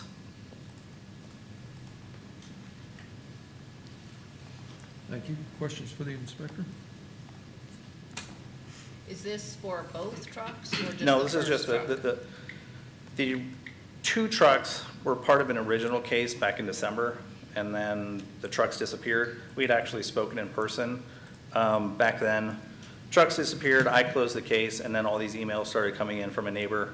So I had to reopen the case, and then, our hand was forced after that. So I hadn't seen the large truck there in quite some time, and then it just happened to be this morning. And then neighbor says primarily after 6 p.m. they're showing back up. Yeah. Yeah. Inspector, have you spoken with our representative here today recently? Yeah, we've spoken. Explain to him what the violation is? Okay. Very good. Yeah, All right. I mean, we had spoken about it, and I offered Code 4 as an option to say his piece, and he wanted to come. Okay. So, Excellent. All right. Sir, what would you like to tell us? Okay, so I am the owner, I'm not the owner, but my responsibility is the truck in the driveway. That's the forest area. The big truck is responsibility of my brother. So we both live together and we both do air conditioning. And the big truck, we know the whole situation started with the big truck. And we removed the big truck from the property. It just happened to be there this morning, but it's not there every day like the inspector said. It hasn't been there for like 6-7 months, since December. Last night, my brother got late with the job, so he was forced to park there just for 6 hours overnight, and he left by 7 in the morning. So that truck, I agreed to the inspector, and we removed that truck from the property, the big truck that was in the street. So, but the other truck is responsibility by me. So, to be able to do this job, I need transportation to work, and I don't have any other choice except to use that truck that the company gave me. And like I said, I talked to the inspector, and the truck I pull in all the way to my driveway. It's not in front of anybody's house. And I would just like to inspector to mention that I talked to the neighbors who sent the complaints, And we talked about the truck that is there every night, which is mine. And they sent a letter to the inspector that is saying that it doesn't bother them anymore after I talked to them. Okay. I appreciate that.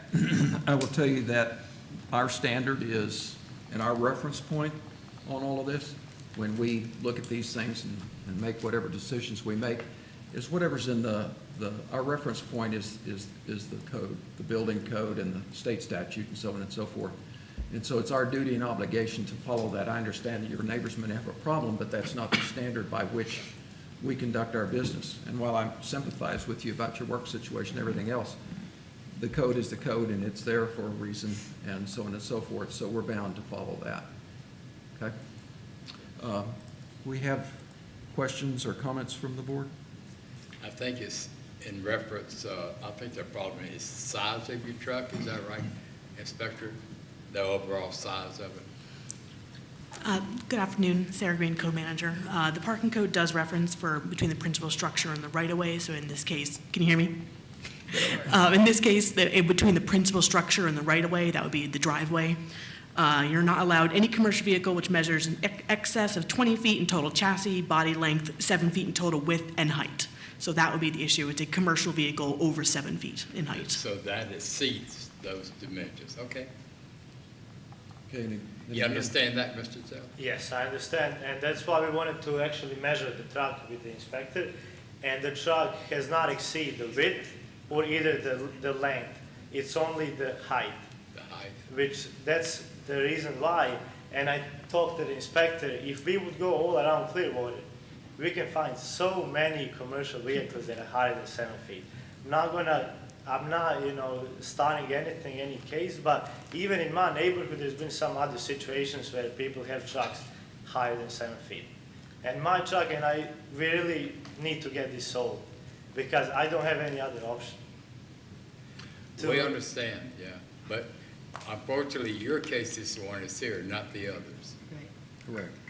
Say it again? It's your case that's here. Yeah, it is my case, but I'm just trying to solve the problem, but I'm saying if The problem is the height.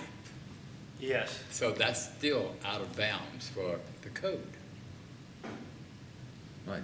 I understand, it is, Yeah, that's why. I mean, in our world, we're, as Mr. Engel said, we're bound by the violations, the height of the truck, and that's established, and that's our reference point. While I might sympathize with you, your needs and your work situation, and the fact that you don't have a solution in place, we're still bound to base our decision on what the code says, and the fact that it's now before us, that's what we do.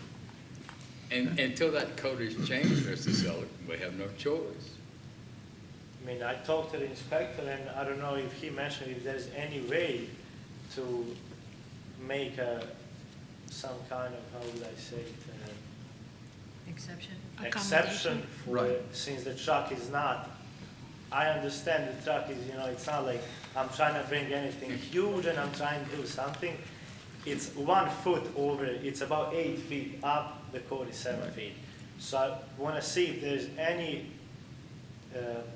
exception that we can do to get this resolved. And I would like, so in order to this, I would like to bring up again a letter that the neighbors who complained they sent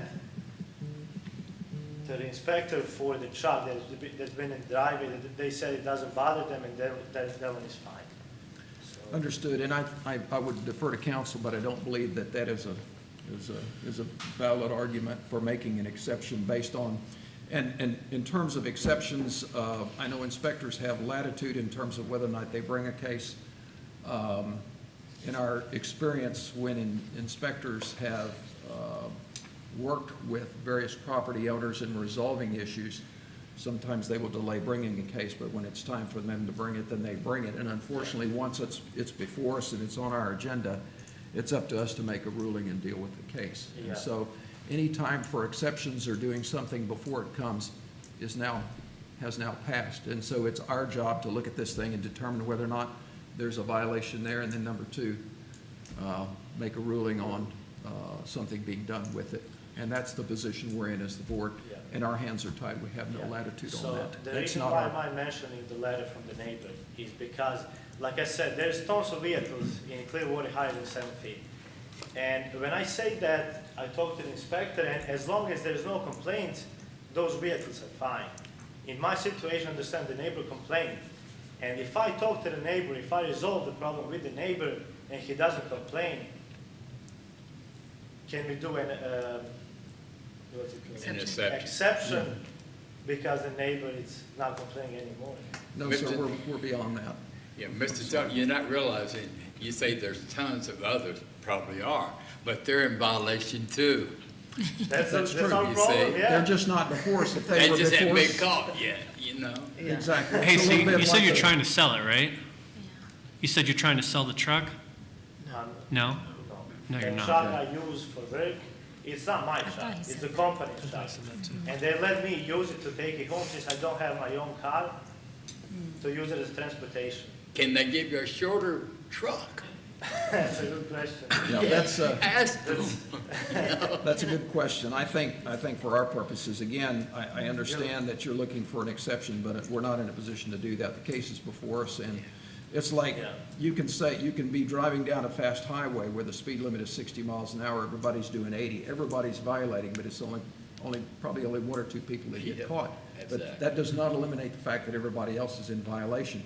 The fact is, your case is before us today, and because of that, and because it's on our agenda, we're obligated to make a ruling on it and make a decision on it. Do you need, So- do you need more time to get maybe a different transportation coordinated? Or with your employer? Right. Well, I try to do, to get a different transportation means to me to buy another vehicle to go to work and back, which is not an easy, it's not a 1 month, it's, I don't know when I will be able to afford that, Well, I mean, in this situation, that's your only option right now, right? Unless you're able to remove the truck by July 7th. If you're not able to do that, but you are in the works of getting a transportation coordinated, then maybe as a council, we can talk about maybe extending the due date on it, right? But if you're not giving us any options on maybe some type of transportation that you can get other than the truck itself. Yeah, if you're gonna look to sell it, they might wanna give you more time, long story short. Yeah, right. Yeah, I definitely need more time. Does your company even know that truck is in violation? Well, they know, but too, most of the commercial vehicles are higher than 7 feet, so we don't have much choice. I don't have much choice to work with them. I'm thankful for them to letting me, using that, so I don't have to, buy another vehicle to go to work and back. So, company-wise, I can't really do much. Is there anywhere else that he can park the truck on the property that Let's is, give him date one. Okay. like sometimes you can do it behind a fence that's like if you have an RV that's so big or a boat. The truck has been parked all the way to my driveway, and it doesn't, like I said, since the length, it's not exceeding, so it's not even blocking the sidewalk. Well, again, sir, that's not the issue. I The know. issue is your truck height, and that's what we're here to rule on. Yes. I believe Mr. Plum has a suggestion. I think we move on with a motion for 8/1/2026 for him to give him time to get something sorted out. Okay. Inspector, do you have anything else to add on everything you've heard before we motion? No. I mean, we discussed options. This was kind of like our last, I actually wanted to see if you guys could come up with something. Because, I mean, we talked about it. I'm like, can you leave it at Home Depot right there off of Druid? It's off Druid. E-bikes, whatever. Like, we talked about it, and I'm just like, I mean, the code's the code. I don't have anything else to suggest. I'm like, it is what it is when you boil it down all the way. What do you think about extending the compliance date? It's not hurting me. If you guys, I mean, take what time you need. I don't, doesn't, I don't know if This is that'll this is all gotten to this point because of the emails that I was getting from neighbors. Yeah. And the complaints. Was that, you said neighbors, is that more than one neighbor? They were funneled through one person. Okay. But she had stated that she had talked to others, and they had, mentioned it, so she became the Voice. So we don't know if that's true or not. All we know is they came Sure, from one sure, source and yep. potentially there were the complaints, but that's nothing we can verify or that we can take as fact. I only know what I'm told. Okay. But she did send you a letter Yeah, rescinding I her have complaint. emails and pictures of stuff she had been sending me. She's not here, so I can't Okay. show But up. you did receive the letter, like she was saying, Chelsea was saying about rescinding. She had called me and said that he had gone down and spoke to everybody and said that it was okay, and I'm like, well, that's great, but I can't just, I can't make the truck, a letter doesn't make the truck smaller, Right, it doesn't meet the standard of compliance with the code. Yeah. Which is our job to determine. I mean, I think he had mentioned taking air out of the tires to make it smaller. I'm like, as long as it can roll, I don't know. Not gonna Every time I happen. get home, I'll take the tires off so they can send it. And then it's a pin-out case. And maybe you could hide it like at Walmart or something, like in the You're gonna, parking lot. I believe you'll create yourself a different violation for a non-operating vehicle. You're gonna have All to right. get a smaller truck. Board, are we ready to proceed on this? All right. May I have the first motion? Mr. Engel, I believe. Oh, sure. I move to find the respondent in violation of the code as referred to in the affidavit in this case. All in favor? Aye. All opposed? May I have a second motion, please? I move to enter an order requiring the respondent to correct the violations on or before July 7th, 2020. August 7th. First or second? Whatever I date got you want to pick. 7th. Just do 7. Yeah, that's, August 7th, yeah. Sure. Okay. Let's see. On or before August 7th, 2026, if the respondent does not comply by that date, the board may order a fine of $150 per day per violation for each day each violation continues to exist. If fines and fees remain unpaid 3 months after such lien is filed, the city is authorized to foreclose, collect, or settle such lien. may I have a second? Second. All in favor? Aye. All opposed? Sir, I'm sympathetic to your case. I wish there was more we could do to help you, but our hands are bound by. The reason I thought that you guys had more power to make any decision. We can't Well, change the you code. Can't change the code. Yeah. Wish We gave you extra time, that's all we can do to Yeah, try to but get if I straightened go around out. the Clearwater and I make a complaint about every vehicle that is over 7 feet, I want each vehicle to be removed from the property as mine will be. That's not up to us, that's up to the inspector. Understood, and I We'll understood. have a lot of work. I understand your concern, but at the end of the day, I don't know that that'll move in the direction of solving your situation there. And so. you're not gonna do that anyway. But you We know what wish it you luck. feels like to have it done to you. Thank you for coming to speak to us We today. Much understand your appreciated. I sympathize with you. I wish there was more we could do, but we're bound by whatever the code is, If you want that changed, then I would encourage you to talk to somebody who's in a position that can change that code, that offers more latitude and helps you with your situation. Yeah. Talk to your company about another truck or go buy something else yourself. Have a good All right. day. Good luck to you, sir. Appreciate you coming in. All right. Yes, very. Case, agenda item 3.20, case 122-26, fine respondents Nick Cheversian and Octavia Cheversian at 3113 San Mateo Street in violation of code for trailer parking, and issue an order with a compliance deadline and fine if compliance is not met. Is there anyone here to speak on this? Inspector, you have the floor. This property is now in compliance. We're just seeking a declaration of violation. All right. Very good. Can I get a declaration of? Yep. I move to find the respondent was in violation of the code as referred to in the affidavit in this case. The violation was corrected prior to today's hearing, and to enter an order that no fine be imposed. If the respondent repeats the violation, the board may order a fine of up to $500 for each day the violation continues to exist. May I have a second? Second. All in favor? Aye. All opposed? Motion carries. Thank you. All right, that completes our new business items. We're going to move on to old business items. Agenda item 4.1, case 122-25. Consider request by petitioners William Reese at 1390 South Hillcrest Avenue to reduce the fine regarding residential rental business tax receipt, and if approved, issue an order that specifies a fine that includes administration costs, and establish the date payable. The lien will revert to its original amount. Is there anyone here to speak on this? Yes, ma'am. Please come forward. So this is the one, Okay. Let me, could you tell us your name and your address in relation to the property? Yes, April and Cloyd. I am William Reese's real estate agent, and I sold him the property at 1390 South Hillcrest. Okay. You're the rental agent? No, No. I sold him the property, Real and estate then agent. there was a different agent that handled the rentals. So, Okay, and when was the property purchased? property was purchased in 2023. Mr. Reese had plans of spending the rest of his days here in Florida. Unfortunately, he had a very ill parent in Illinois that he had to go back and take care of. They passed away, unfortunately, and the property, he couldn't have two mortgages, so he decided to rent it.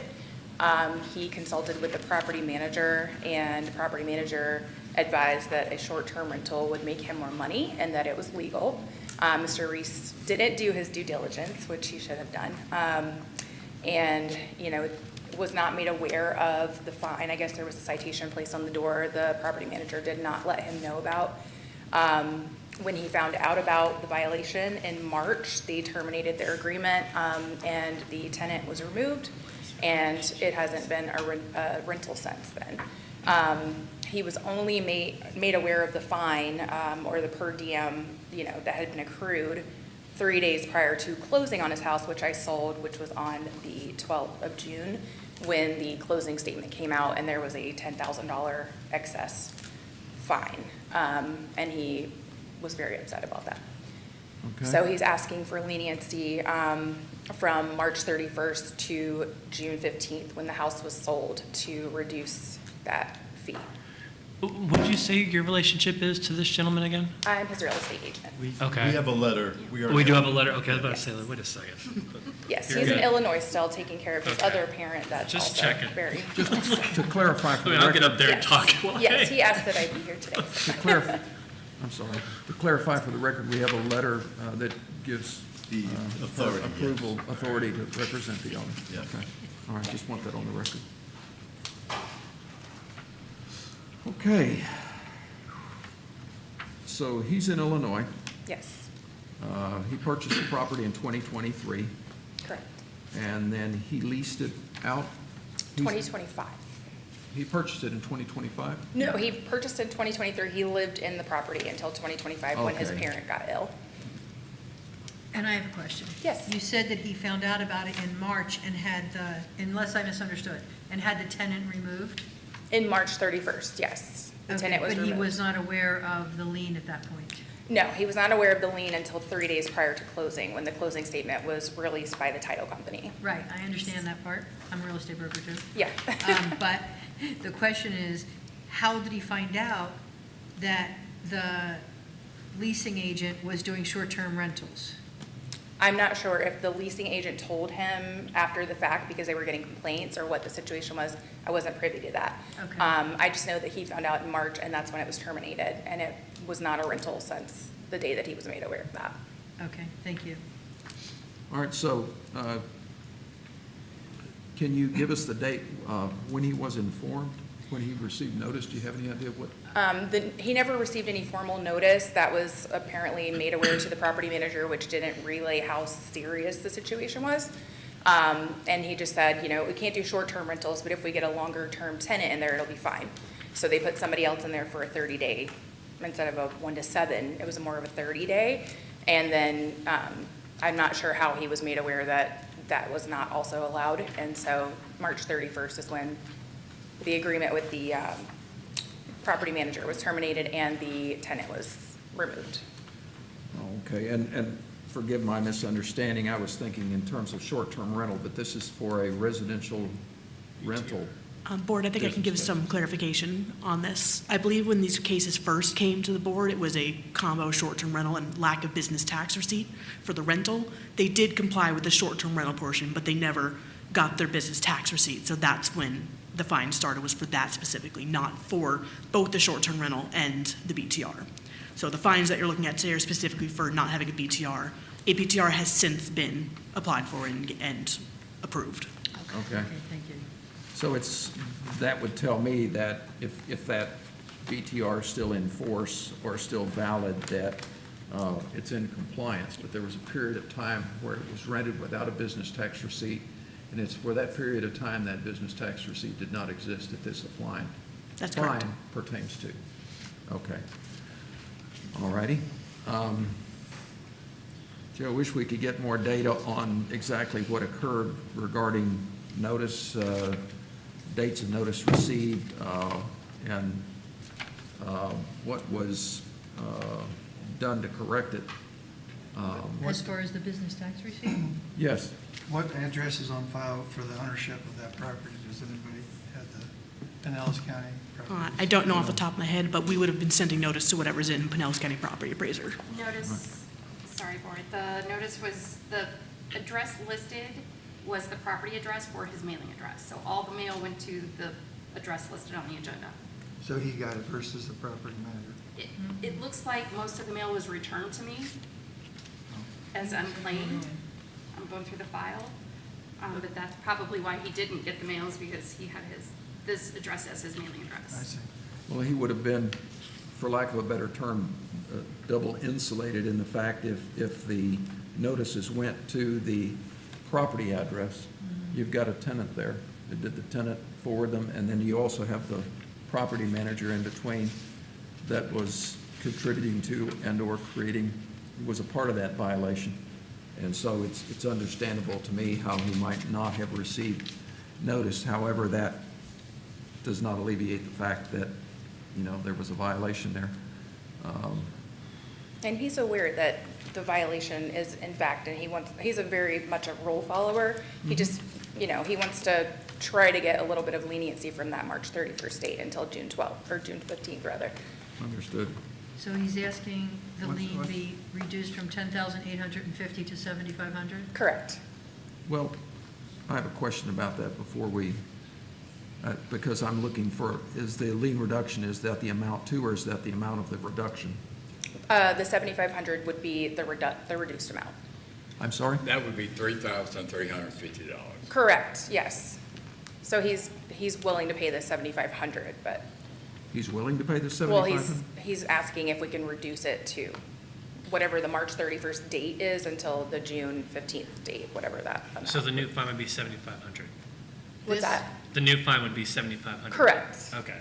Per this Right. form, the desired lien reduction is 7,500, which would be the reduction from the current lien amount. So what he would be asking to pay per this would be $3,350. Okay, yes. Sorry about that. That's Yes. fine. Just wanted to. Sorry. Clarification of terms. The Yes. administrative costs are $1,031.20. $1,031.20, And 20 cents, which you cannot go below. right.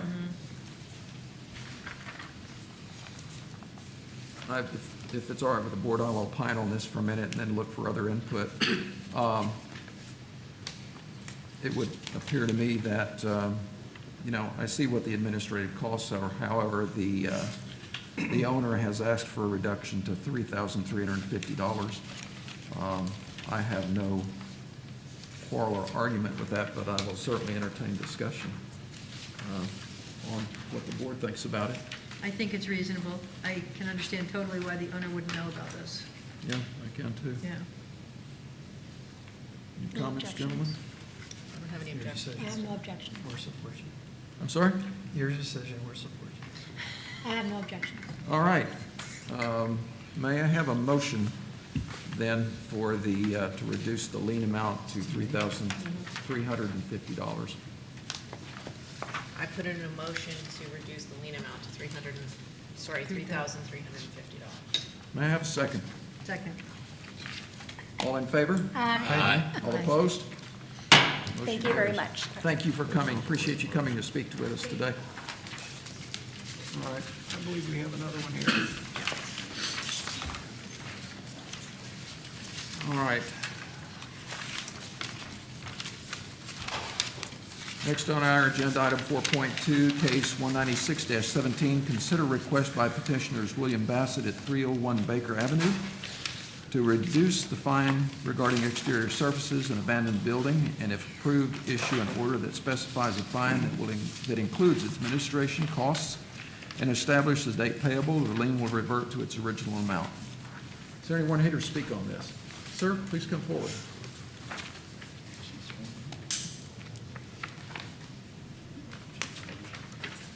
Sir, please give us your name and address. Robert Bassett, 1871 Murfield Way. You obviously are the property owner. Yep. All right. What would you like to tell us about this?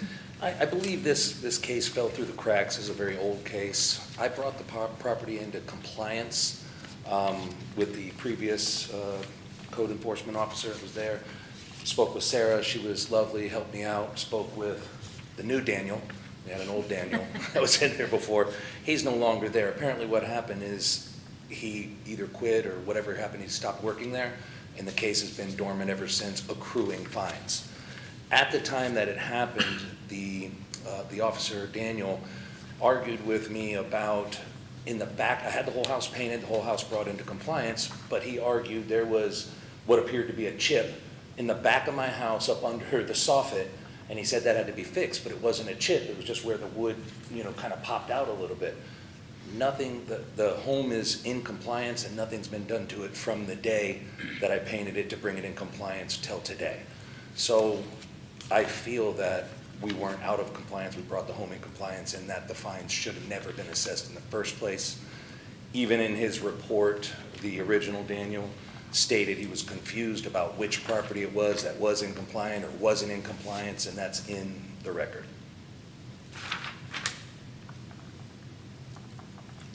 Okay. So, can I ask thank you, sir, I appreciate that input. I Sure. want to try and clear my thinking on this. Sure. Do we have any data available about compliance on this property and how long this ran and any data on our end on this? I can give you a rundown because I Oh, looked into you're this. the one that looked it up. I looked into this. Excellent. Mr. Plum, you have the floor. I took special interest in this because I requested a copy of the minutes. Sure. And you were at the hearing on that day. No, this is the first time I've been to a hearing, I believe. Are you Robert Bassett? I am Robert Bassett.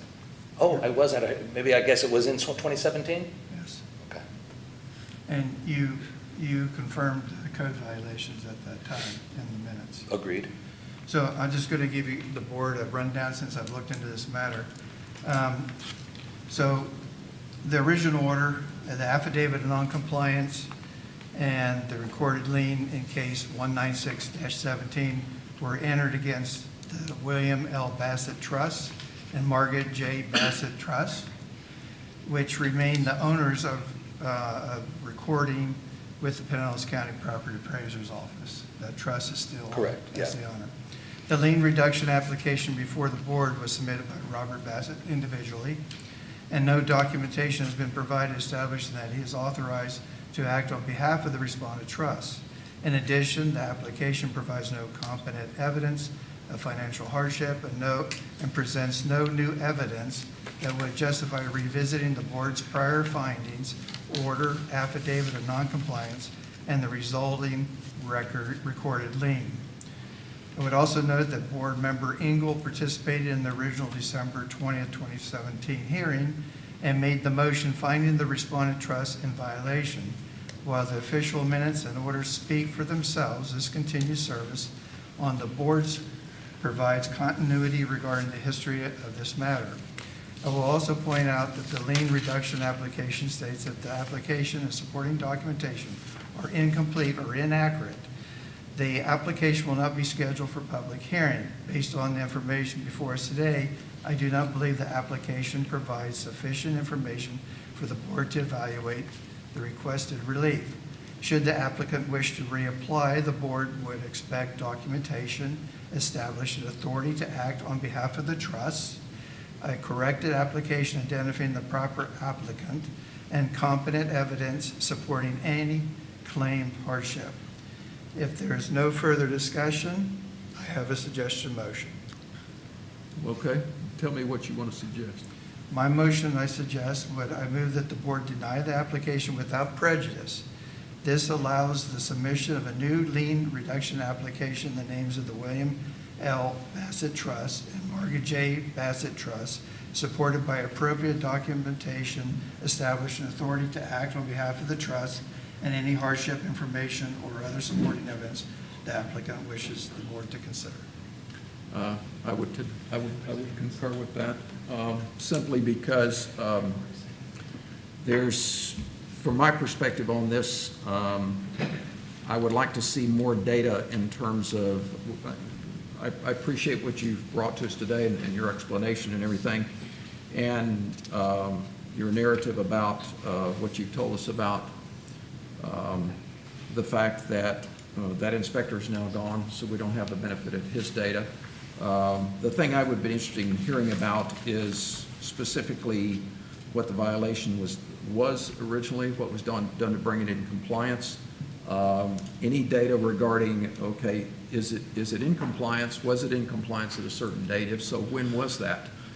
Because that helps us, that would help us understand, and before we go there, Sure. I think what we're talking about here is, at the end of the day, suggesting you compile some more data, rather than argue this any further now, compile some more data that would help us in a decision, so that we're not in a, we're not necessarily ruling today. I believe that's the suggestion that Mr. Plum has made, and from my perspective.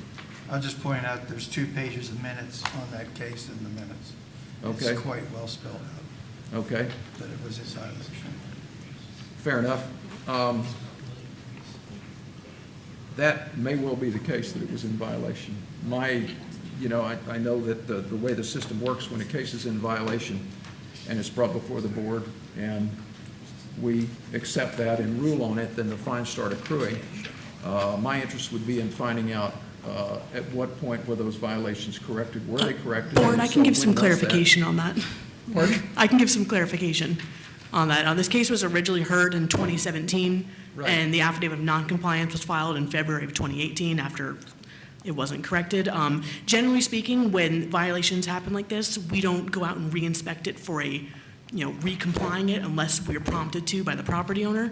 In this case, in 2024, I believe it was, previous inspector Shelby Brown went through the old lien list and went through and checked some of the liens that we had occurring that were like long-standing, years-old ones. And this is one of the ones that she went out and re-inspected and complied out. So it was complied in, I believe, 2024, but I need to check on, actually, I think I have it in front of me. All right. That, October 2024 is when we complied it. So the property is in compliance okay. at this point for all the violations. That's one good piece of data. The question I have is that if it was found in compliance and then there wasn't anything done until 2024, I understand at that point it was ruled to be in compliance, but during that period of time, if there was an earlier point than the 2024 date where it was in compliance, then the question I have is it appropriate to assess fines for all of that time? Nobody knew that it was in compliance. Yeah, generally speaking, that's why we have this lien reduction process, is if someone, basically, they didn't realize they had fines accruing, whatever the reason, they have a chance to come back in, make Right. that case before the board. At this point, the property is in compliance. The city has no objection to reducing the fines. Okay. Can you tell us when you brought it into compliance? I brought it into compliance at that time. I was arguing with the officer at the time. His name was Daniel. He no longer works for you guys. But we were arguing about that little chip in the back, and it wasn't really a chip. It was painted. I brought the entire house into compliance at that time, and the reason he didn't cure it was because he said that chip was up there. Then I called the city attorney at the time, which was Mr. Fuso? Does that name ring a bell to you guys? Nope. I have the email here, where he emailed me about Maybe Mr. Fleenhow. Huh? Fuino? Maybe it was Fleenhow. Fuino? I have the email here. I'm trying to pull it up. I believe had it he's all watching this pulled up meeting for right you. now. Huh? Robert, I think what the board's trying to tell you is just reapply for your lien? I did. Reapply. This one is not, the applicant should be the trust. And if you're the trustee or you have the legal authority to represent the trust, and the Pinellas County still has the trust listed as owners, not you. So you had to show us that you have authority and interest in that property through the trust to come back. So put all that documentation into your new lien request and show your hardships. I understand what you're saying. The issue I have with that is the house is currently under contract, for sale. It's being bought by, a property developer, and he's going to renovate the property and flip it, sell it, and I'm under contract. I understand what you're saying, but we're talking about the property, not the owners of the property. The property is in compliance, and it's going to hold up the sale of the property, and we need for that to be sold. And from my perspective, it never should have been out of compliance in the first place because I did all the work to get it into compliance back at the time. So it's going to cause an undue hardship on us with monetary losses if I can't get this cured today. If you're selling the property, you must have some kind of... Yeah, I do. It's under contract. No, okay, so you must have a power of attorney or something that shows that you can, are you the Yeah, one we're going signing through, the documents? no, it's owned by a trust, and we're going through the title company and everything, doing everything correct the way it has to be. So it's not like a cash sale where I'm giving, you don't hold the title to a house, What we need, though, is the paperwork showing your connection to the trust and that you're authorized correct. to act on behalf of it. That's the missing piece that we don't have Okay. right now. Unless you can produce that, of course, but I would think. That's what I'm Yeah, saying. I can't at the second So right I now. don't think we Produce, I didn't bring can, I that don't in. think they're gonna wanna move forward without that today.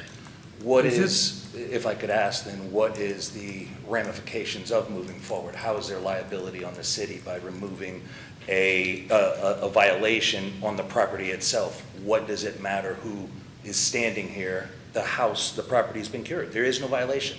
Why are you gonna hold the lien based on who's coming here and saying it's in compliance? She said it's in compliance.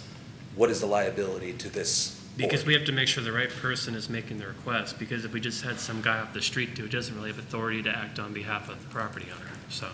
It could be anybody.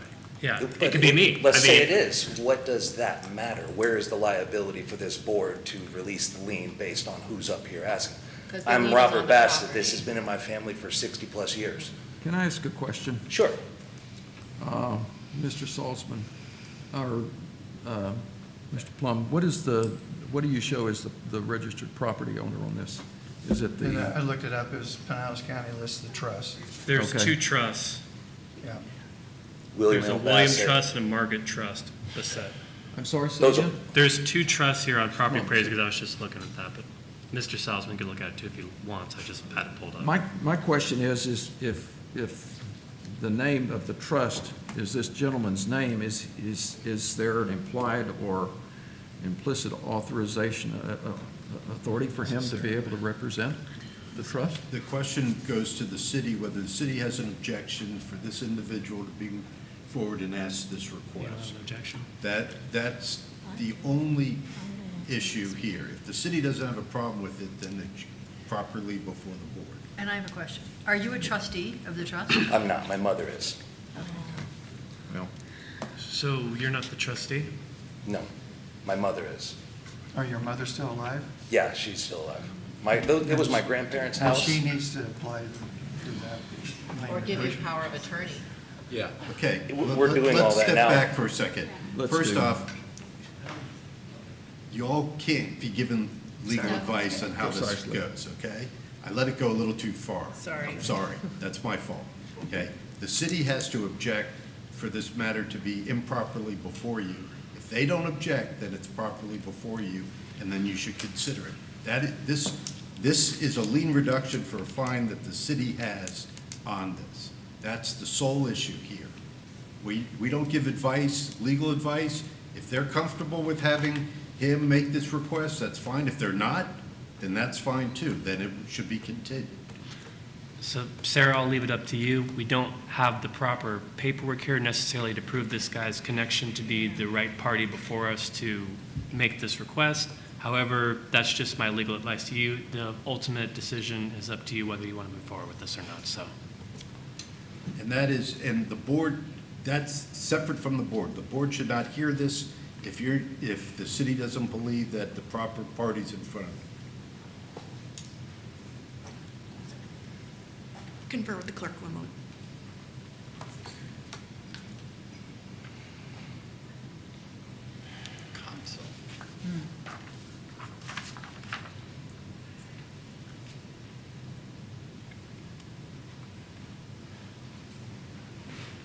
We have no objection. No objection. All right. And then I have a question. Okay. Fire away. City costs. Yes. Are there city costs involved? The There clerk are will provide the costs. cost. Administrative? The costs in this case are $1,291.20.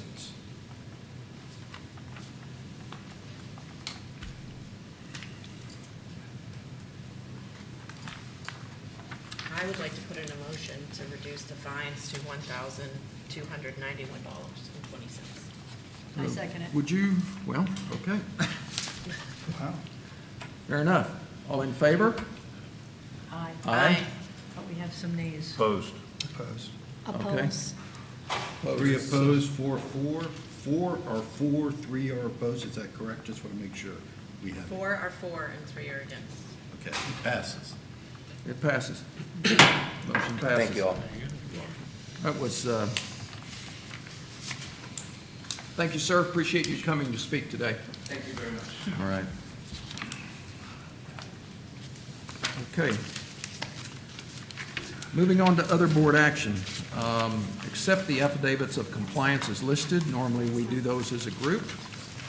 And so I would entertain a motion to accept the affidavits of compliance, including number 5.1.1, 5.1.2, 5.1.3, 5.1.4, 5.1.5, and 5.1.6. May I have a motion to accept these affidavits of compliance?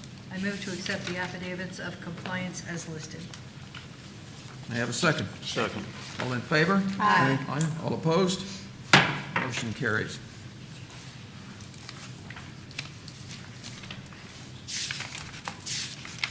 We have an affidavit of noncompliance.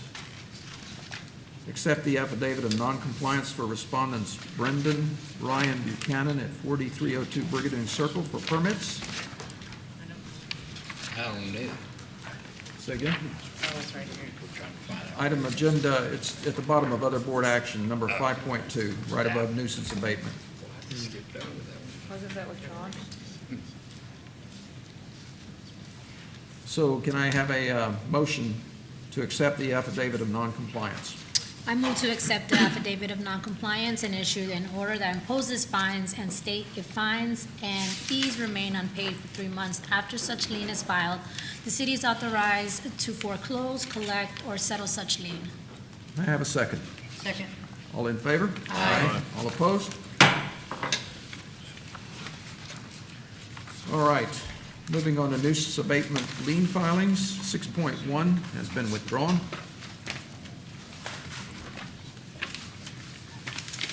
Number 6.2, Inspector Sudeth.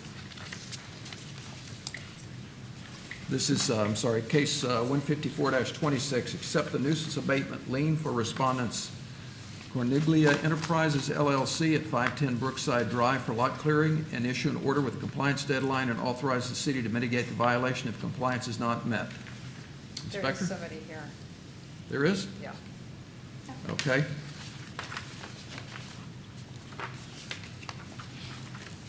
Well, sir, would you come forward and state your name? Hi, it's Brett Harris, 510 Brookside Drive, Clearwater, Florida.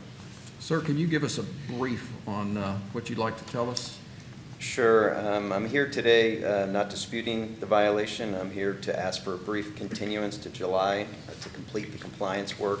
The remediation work has commenced and will be completed shortly. Okay. Thank you for that. Inspector Sudeth, what would you like to say about this?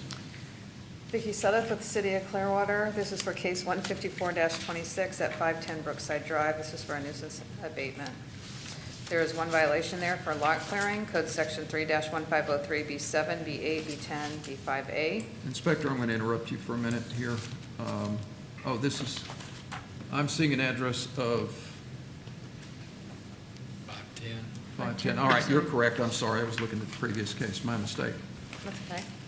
The notice of violation was posted at the property, and it was also mailed on May 21st of 2026 with a compliance date of June 1st, 2026. The certified mail was not received back signed, so it was posted at the property. This is a picture of the posting of the property on May 20th. This is a picture of the back of the property, the front of the property, another picture of the front of the property. There's a lot of debris and overgrowth. When I went out there yesterday, there was somebody at the property. I had not had any contact with anybody. I just so happened to drive by there. I saw him there. He was starting to clean up the property. The front of it was cut as of this morning, but the rest of it, what was cut, is kind of left all over the place. This is what it looked like this morning. The back of it. There's a problem with the homeless there, and they had set up a camp right there in the corner, which is what that large area is.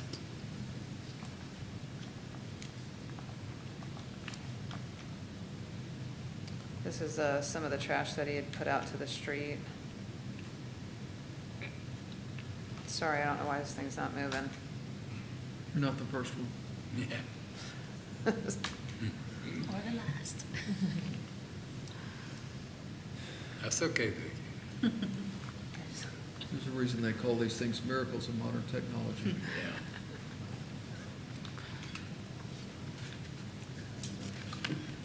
Here's a closer picture of the corner. And that was today's? Yeah, these are from today, this Okay. morning at 9:30. That's just different trash in there, all mixed up. There's 3 properties right there that interconnect with each other. One is a vacant lot, and then the back of his property, and then a strip store. There was a there's a problem with homeless right there. There was a huge homeless camp. I was able to get everybody to clean up theirs, but I have no contact with this property. The mail was returned, but when I had spoken to him, he said that that's the wrong address that property appraiser has, so I did suggest to him that he get that taken care of so he does get his mail. But anyways, that's what the violation is clearing all the trash and debris. Requesting compliance 5 days after the board renders its order. Inspector, would you care to opine on based on what I believe you shot pictures today, so you were there today, care to opine on what you've seen in terms of what's been done to clean this thing up? Are you asking me what has been done? I'm asking you just to tell us what you've seen, because He just the front section was the only part that has been cut. The rest of it is still exactly how the Still the picture said same. it. Yeah. Okay. But again, like I said, I talked to him yesterday. He hadn't got any of the mail. He hadn't been to the property until just recently when he said he saw the posting, so. Okay. I think in your request, you're requesting compliance 5 days after we render our order. Does the board care to discuss with the owner, since he's in the process of mitigation, he's asking for more time? Do you care to ask the property owner any questions before we make a ruling and set a time? We have an ongoing fine, right? Daily fine? No, this is No. just for the lot clearing. If, Okay. we wouldn't do anything until 5 days after you guys sign the order anyways, which would give him another week, at least, a minimum of a week, probably even a little bit longer, so.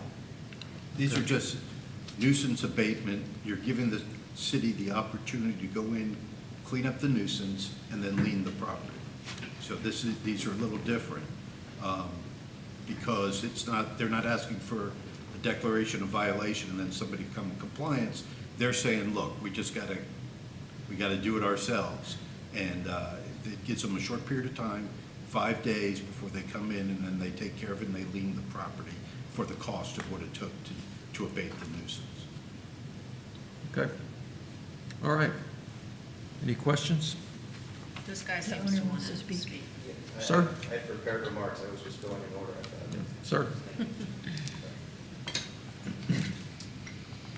So, good afternoon, members of the board. My name is Brett Harris. I am the owner of the property at 510 Brookside Drive, and thank you for hearing me today.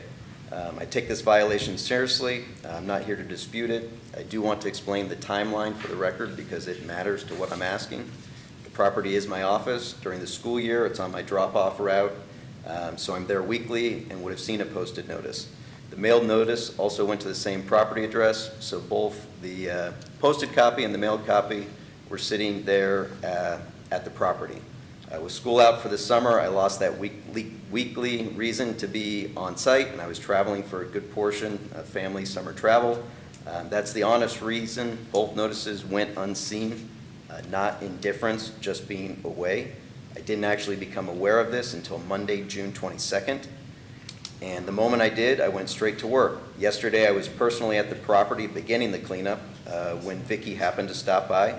We spoke, we walked the property together, so the city's own inspector saw firsthand that good faith remediation was already underway. As Vicki's reinspection this morning confirmed, the front area, which it was a blight and overgrown, has already been mowed. And I have a picture as well, which I can provide, but basically just reiterates that's what's been taken care of. The remaining work is modest. In total, no more than a small trailer's worth of debris, vegetative debris, and the trash, which was deposited by that homeless encampment that's sort of at that property corner between those three properties. The homeless are actually back in the woods, which is the vacant lot, but they seem to like to deposit trash there. And that's the issue. That's what's left to be cleaned up. So I tried to get a landscaper out actually last night in my conversation, talked to Vicki multiple times yesterday. I tried to make the phone calls to get somebody out there yesterday, but on that short notice, wasn't able to. I do have a crew scheduled to come out in the next few days to complete the work, simply remove that trash and get it out of there. And to make sure it never reoccurs, I've also reached out and arranged new landscaping crew to keep the property maintained on a regular schedule, so no matter what the season, this won't be back before the board. So I'll simply close with the request is just the continuance to July, a similar period of time I'd have asked for if I had seen the notice earlier to finish the small amount of work that's already underway. I'm grateful for the board's consideration, and I'm glad to answer any questions. Thank you. Board, do you have any questions? If you have a crew coming out in the next couple of days, why do you need till July? Well, I don't need that much time. It's just because that's the date that you guys set for the next one. So I'm asking for the continuance. So I don't need till July. I have them coming out in the next couple days. Okay. So what's your connection to this company right here? I'm the owner of it. Yeah, I'm the listed representative. Okay, do you have any proof of that? Not printed with me, but I'm sure it can bring up some stuff on my phone if asked. Okay, I was just curious. Yeah, yeah. It's a sole member LLC. I'm the acting member. Yes, on Sundays. Mr. Harris, my only question is, did you address any of this cleanup before you went on vacation? I did not. No, I was not. I did not. Why not? So, before I went on vacation, one, I don't think it was to that level of degree, and if it was, I just wasn't aware of it. So, but as Vicki mentioned in our discussions yesterday, I mean, what I would like to do as a property owner there, because I think it is a real nuisance to have homeless and vagrant activity, and I just realized this morning when I was going to stop by the office to print these documents that I'm standing here, I went to Staples, I realized that my internet cable has been cut probably by those same people, and I have security cameras back there, and now I'm realizing those have been offline for a period of time because my internet's been cut at the location by the vagrants. Yeah. So I'd like to make a formal request of the City of Clearwater Police Department to have the formal authority to trespass people off of the property in the future so that it's not a recurring incident. I have a question for perhaps Madam Secretary. I'm wondering, when we first ruled this property in violation, when was that? Maybe the inspector could tell us. Because typically. This is the first time This is come property that's ever been on a violation. Okay, so it's just a nuisance abatement. Right, this is a choice the city has made. I just want to make sure if we had visited before, had this been going on a while? Okay. Well, and does the city reaches out to the owner before they come in there, right? They'll look and see if there's progress being made. Yes. Absolutely. So when we Okay.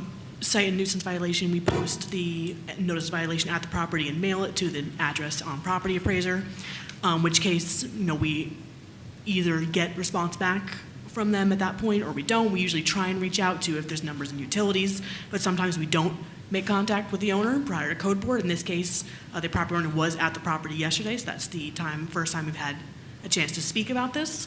Does that answer the question? I did Yes. try Yeah. to reach Yes. out on the water account. I did get a phone number from there. I did call the number and leave a message, but other than that, my only way to have communication was to post it on the property. But as I had said, he had already told me that the address on property appraiser is not his mailing address, so that's why Gotcha. he never got the notice. Okay.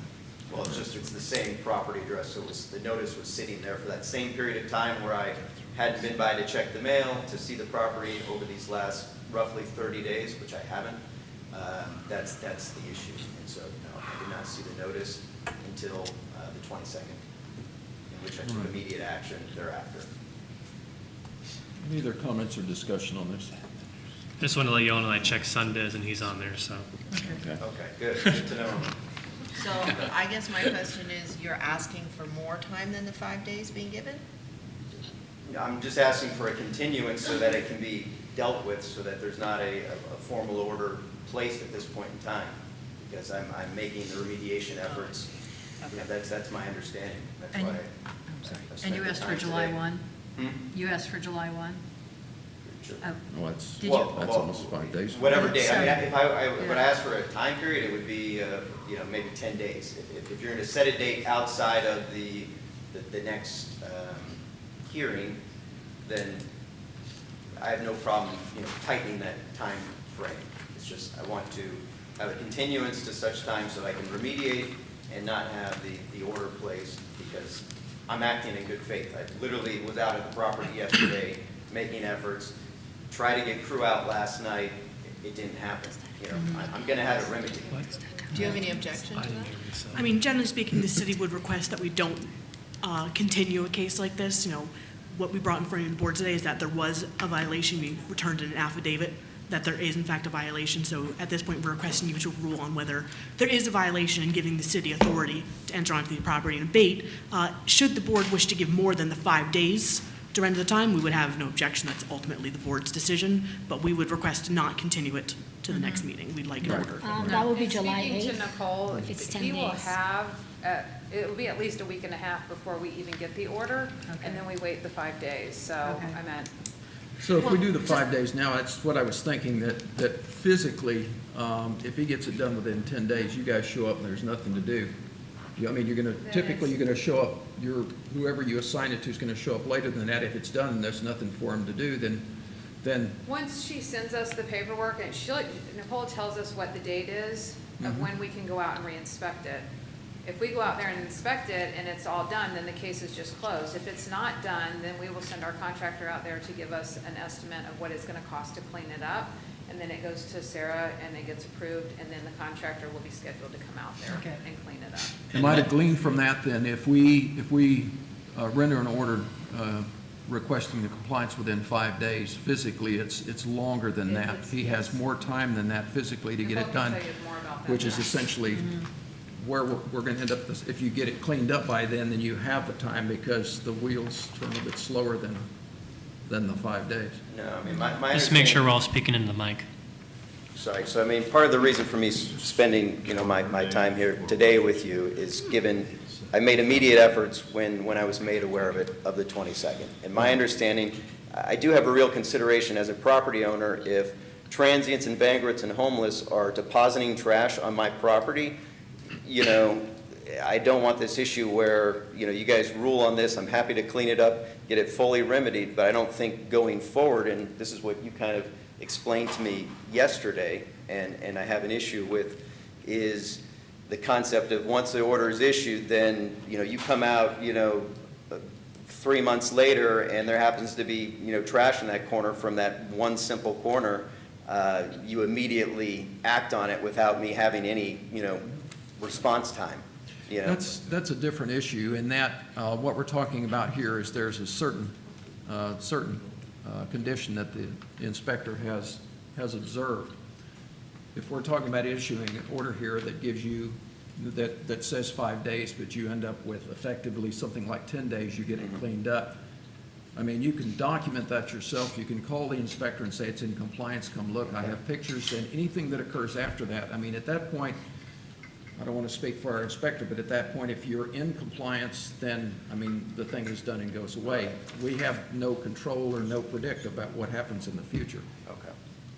I also did explain to him that because there is a problem with the homeless back there, that he needed to get with the Clearwater Police Department and get a no trespass order for that property. Once he does that, if the homeless come back onto his property, and the police are notified, they will come out and issue them a trespass, and if they come back, then they have the authority to arrest them. That is what I suggested to him to make sure that he does right away, and to also change his address. Like, we did go over all of this, and what I had explained to him was, if the property does not get cleaned up and we go out and clean it, we will have that order for the future. If it's cleaned up, though, the case is closed, and it would have to be brought back in front of the board. It's only if it's not brought into compliance by the date. Understood. All right. Any other questions, any other discussion that we need to have? All right. I'm ready to entertain a motion. I move to enter an order finding the respondent in violation of code and requiring the respondent to correct the violations within 5 days of the board's written order. If the respondent does not comply within the time specified, the city may take all reasonable actions, including entry onto the property to abate and maintain the nuisance, and charge the respondent with reasonable costs, which will become a lien on the property. If costs, fines, and fees remain unpaid 3 months after such lien is filed, the city is authorized to foreclose, collect, or settle such lien. May I have a second? Second. All in favor? Aye. All opposed? Motion carries. Thank you, sir, for coming today. Item 6.3 on our agenda, case 155-26.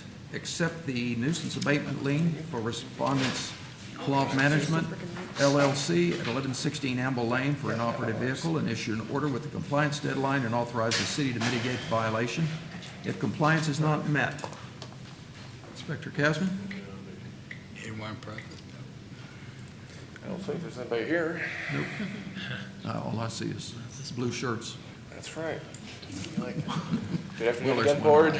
Daniel Casman, Code Enforcement Inspector for the City of Clearwater. This is case number 155-26 for 1116 Amble Lane. This is for nuisance abatement. There's one violation here for Code Section 3-1503B6 for an operative vehicle. These are the dates the notice of violation went out with the compliance date and the affidavit of posting.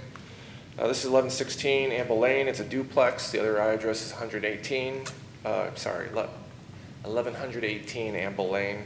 I came here originally due to a bunch of exterior storage in the rear of the property. While back there, I noticed there was a boat trailer with no license plate on it. A tenant let me in the back. I guess the tenants were having a bit of a feud about one tenant's stuff all being in the rear of the property. This might be a future code board case, but we'll hopefully maybe won't get there. And when I went back for my reinspection, I also noticed there was a vehicle out front with no license plate on it. And the boat was still in the rear. I'm sorry to interrupt you. You said 1116 or 1118? 1116 is the official address, but it's a duplex with two addresses. So Got it. one is 1116, one is 1118. Okay, thank you. Yeah. This vehicle, a sedan with no license plate on it. I also noticed the boat was still in the rear of the property. I posted the property that same day. When I went back, I noticed the car had been turned around, but still had no license plate on it. The boat was still in the rear, and when I went back today, the car was still there with no license plate on it and the boat in the rear. So compliance met for an operative vehicle by displaying a license plate with current tag on every vehicle and ensuring that all vehicles are physically operable, or by removing inoperative vehicles from the premises.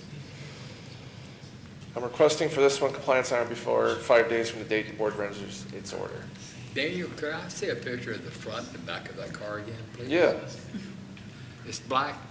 Oh, it's black and white, okay. The front is white. It's got a different Yeah. color scheme on the front. When it was the original day I went and looked at it, it was spun around the other way. But Yeah. it looks like it's the same vehicle, same sticker, same make and model. Exactly, I got you. Thank you. Any questions? May I have a motion, please?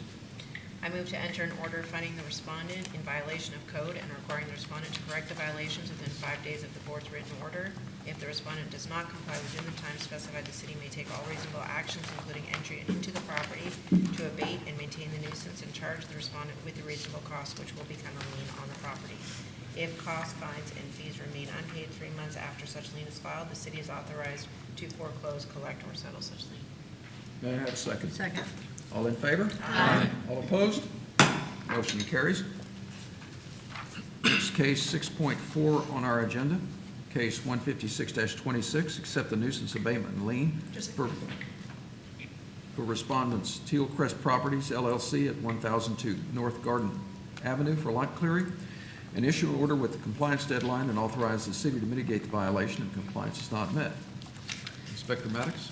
Good afternoon, Board. Kevin Maddox, Code Compliance Inspector, City of Clearwater. Case number 15626. This is a nuisance abatement for 1002 North Garden Avenue. One violation for Section 1503B7, B8, and B5A, lot clearing, overgrowth, right-of-way, and accumulation of debris and trash. Notice the violation was mailed and posted on 5/18/26. Compliance date by 5/28. The green card was received signed. I still posted the property on 5/18 shown here. At the back of the property, you can see a pile of homeless encampment trash. This is 5/28. It got a little bit better. Probably the mowing was still happening, but the trash and homeless camp remained. This was this morning. The property with the trash still remaining. Compliance can be met for cutting all grass and vegetation to include the curb line, sidewalk, and continuing to maintain it, removing all trash and debris, and continuing to keep it clean. I'm trying to get this homeless encampment out of there. Recommendation for this case, 156-26, requesting compliance 5 days after the board renders its order. Inspector, has this case been before us before? To my knowledge, no. I've only been in this area since last July. Okay. I thought it was too. Just looks familiar. though. Well, along Garden Road, there are a lot of lots that are empty and look familiar. And debris. They're small, they're deep, they're weird. Yeah. So, It's up there close to, paralleled by the Pinellas Trail. There's a lot of vacant properties up there. Yes. And they're up around that. they seem to be waiting for a mysterious buyer. I don't know. Yeah, yeah, understood. All right. Wonder who that could be. Any other questions? No. May I have a motion, please? I move to enter, oh, Yeah, go ahead, sorry. it's okay. I move to enter an order finding the respondent in violation of code and requiring the respondent to correct the violations within 5 days of the board's written order.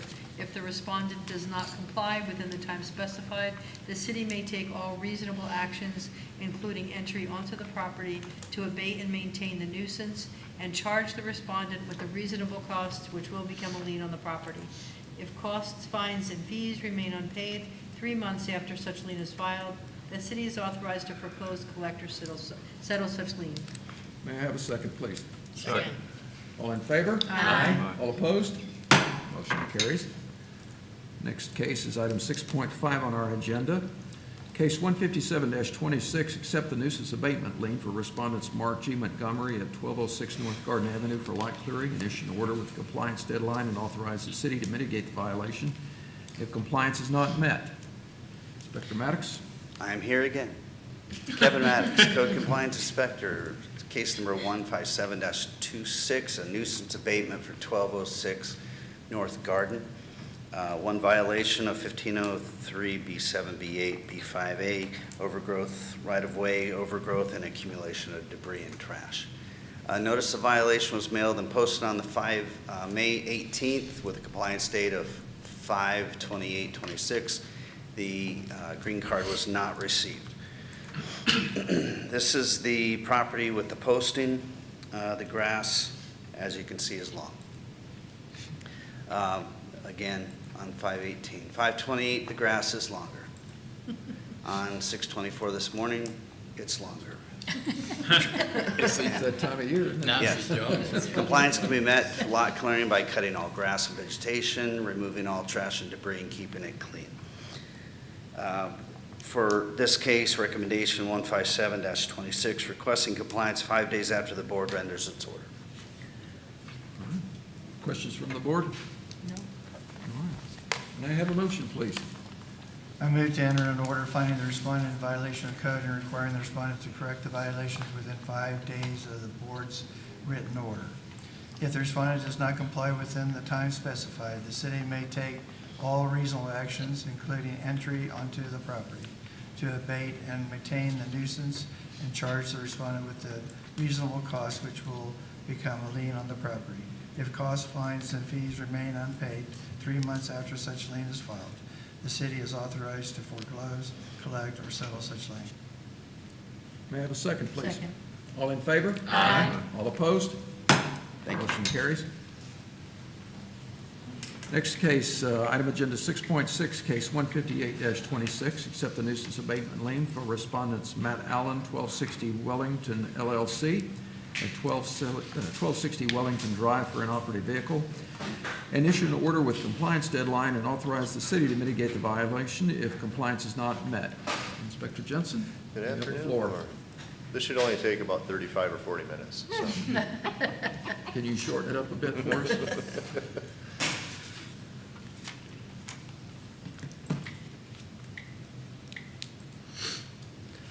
This is for 1260 Wellington. The actual address itself doesn't exist anymore, so it's a parcel number. It's a nuisance abatement. That's case 158-26. I'm Dave Jensen, Code Inspector with the City of Clearwater. Just have one violation for 31503B6 for inoperative vehicles. These are the dates for the posting and the mailings. Certified mail came back undelivered. However, I have spoken with the owner. He uses an out-of-state address for the property, but he is local.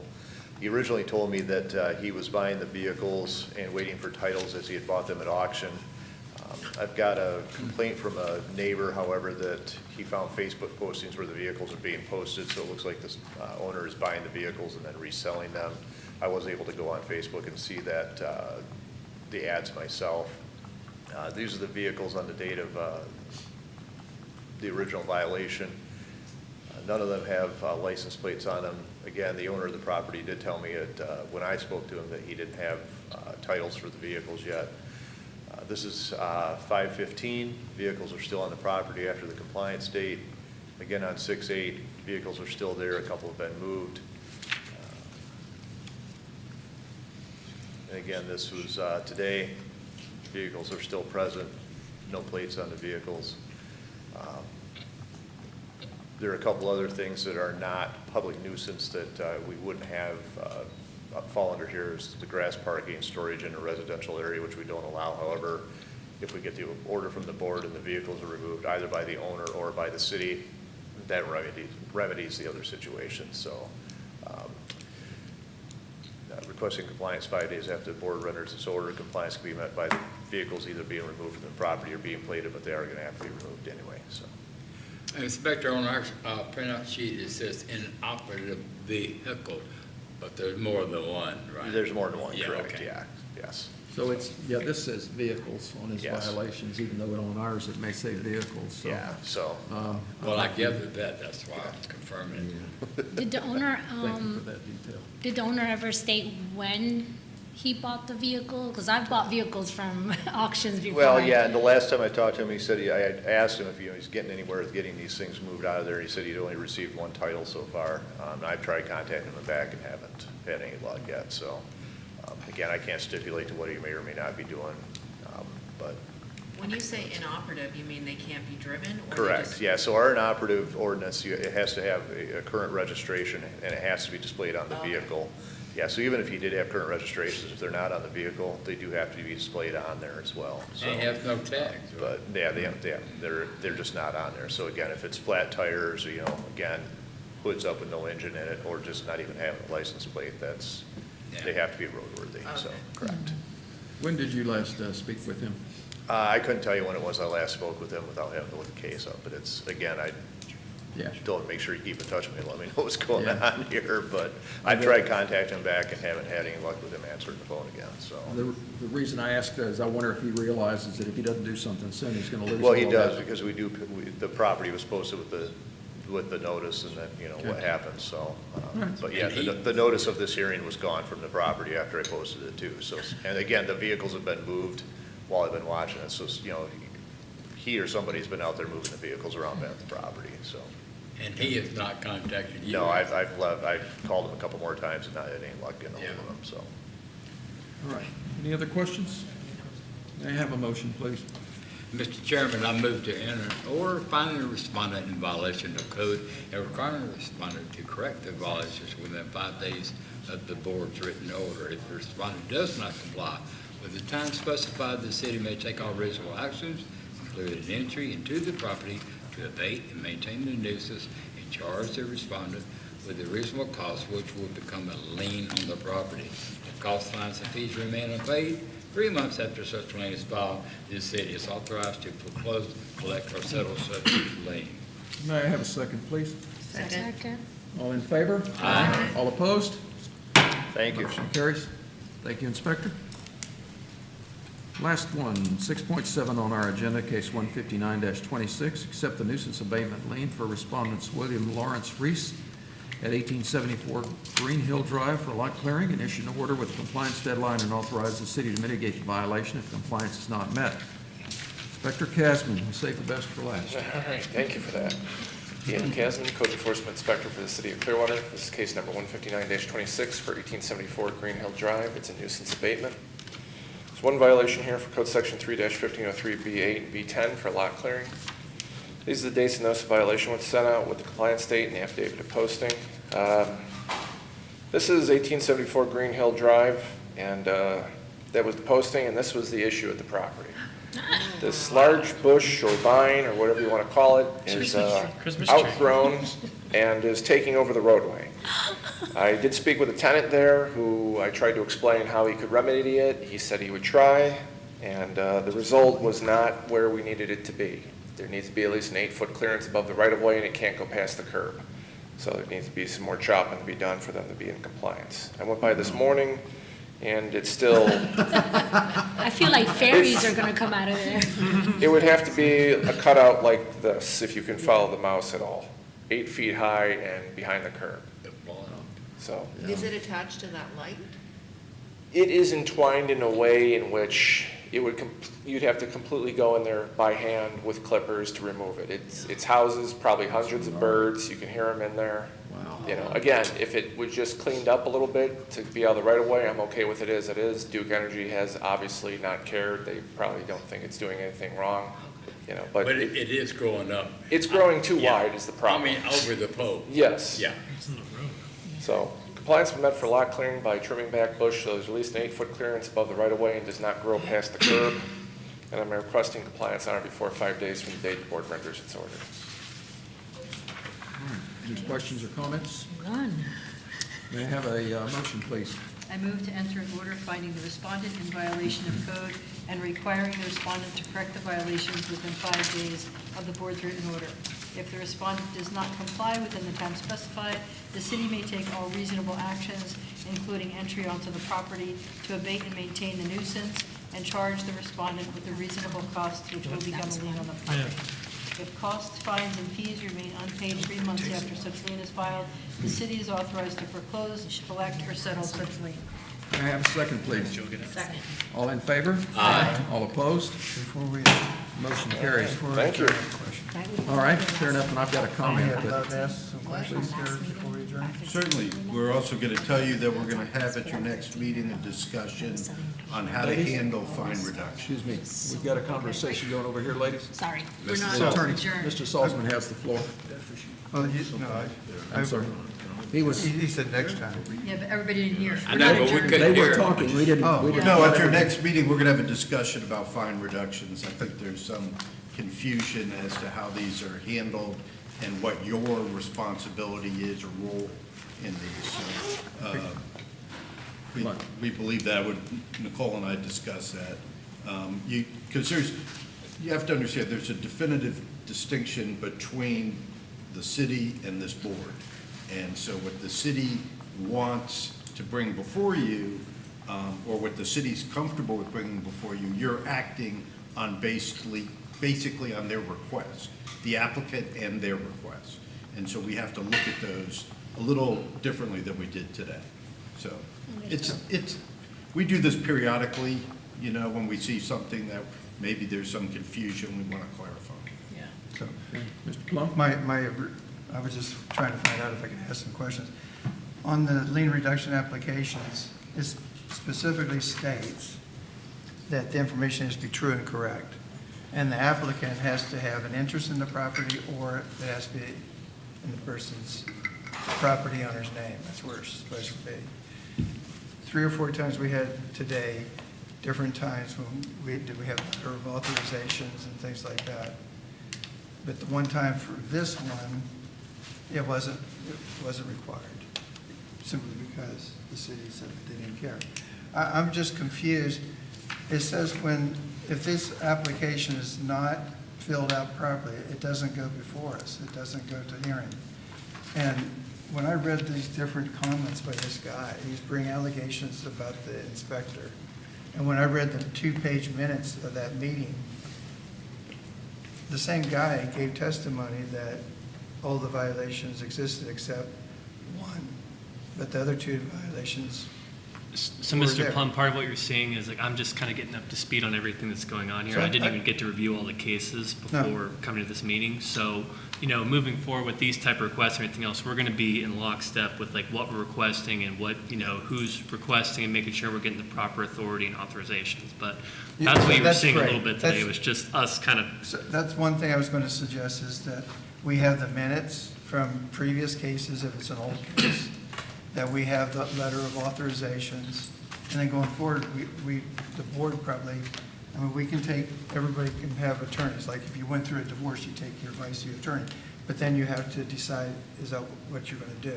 And when the board has to decide, are we going to accept lien reductions without proper authorization? We had 3 board members. We had 3 This board is not a members. court. We No, don't I use understand. evidence. It's not for you all to judge that issue. That's the city's presentation to you. Okay. This is one of the issues. In fact, what we did here was probably improper. You cannot do individual research on a case and be part of this board. No, I requested it and everybody got it. The old minutes. You cannot testify as you did today. That is improper. You should I have. was reading them. That No, is that was not a your testimony. job. No, That is, you're the judge. You're That's not the prosecutor in this case. They bring the case, you judge it. If you all are doing your own investigation and looking at this, you have basically placed yourself in a position where you cannot sit in this case. That's one of the problems that we have. And that is just a mistake that we let happen. We won't let it happen again. It's not on you. It's just we didn't, Yeah. it's not unusual for you to have done what other people have done that over the board. We just probably shouldn't have allowed you to do it.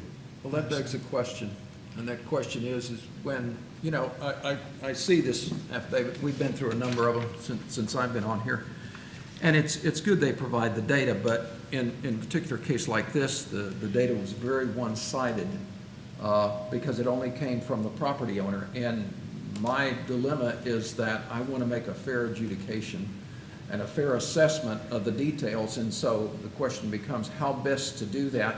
If he's the only one that's here speaking to that, then how best, especially on an old case like this, how best do we gather data so that we can make a fair and proper evaluation so that if we have someone that's truly deserving, we can rule in their favor. If we have someone that is totally irresponsible or contending things that are not true, but we have no way to verify those, how do we evaluate that data? What the law says is that what you hear at this hearing is the only evidence that you're supposed to determine that. And one of the things we could discuss at the next meeting is what you all need to make that determination. And it may be exactly what you all have said, which is we want to see the minutes, or we want to have a detailed summary, which really should be, it shouldn't be necessarily you seeing the minutes. It probably will say to the city, please have this information or present this in your presentation.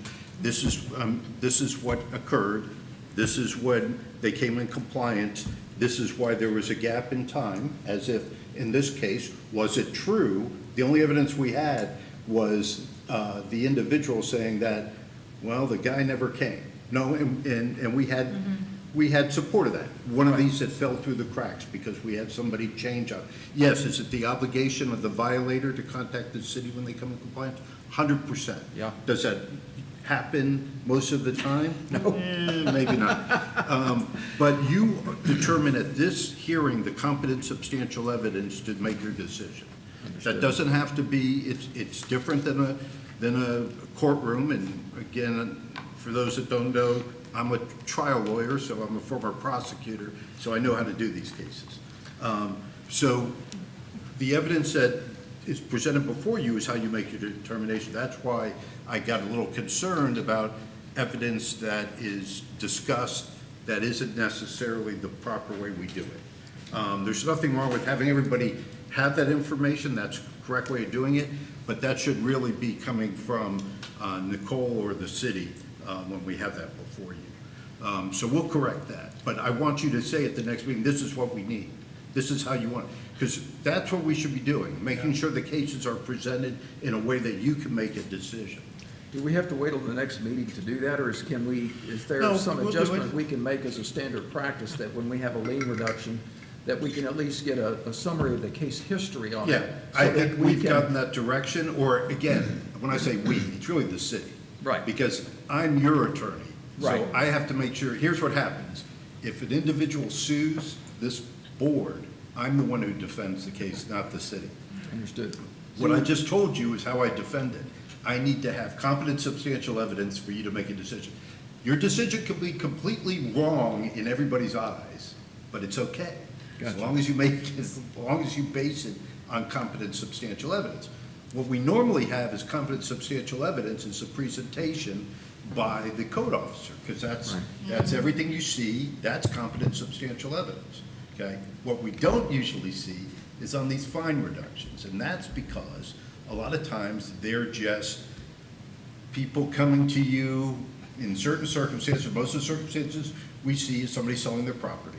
Right. And there's a lien on there. Surprise. And so then you all have, as part of this, you have to adopt a philosophy as to what's your goal with this board, right? Right. Because this board is to get compliance, because your neighbors have a situation where somebody has done something that's causing them problems. You have a hoarder, you've seen all of them today. You have a hoarder, you have somebody doing short-term rentals, you have somebody, doing all these things. So your job is really supposed to be able to get compliance as soon as possible, so we get rid of that nuisance. Or we do things like these nuisance abatement cases, where the city comes in and cleans it up, so we don't have these problems in the neighborhood. So you have to decide, and the reason, honestly, I'll just give you a couple more minutes of information. The reason that the way you've done these fine reductions in the past is when we first started doing these, sometimes they came back and said, yeah, you owe us nothing.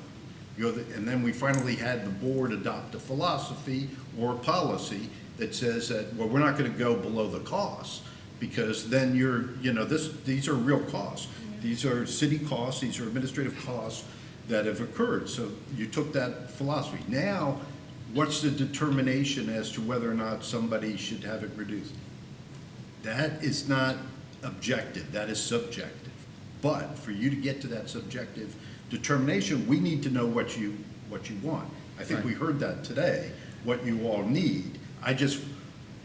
The city needs to present that to you versus you guys coming up with it. So what's the best way to achieve that? Do we make a formal request or simply a verbal request here at the I'm meeting? certainly hearing that the board would like more substantial Right. background on Yes. these lien reductions that come in, and I can make them happen. And it's a work in progress, so I minimally, think the next couple ones we see, Right. we should probably have comments of, this is good enough, or this isn't good. Right.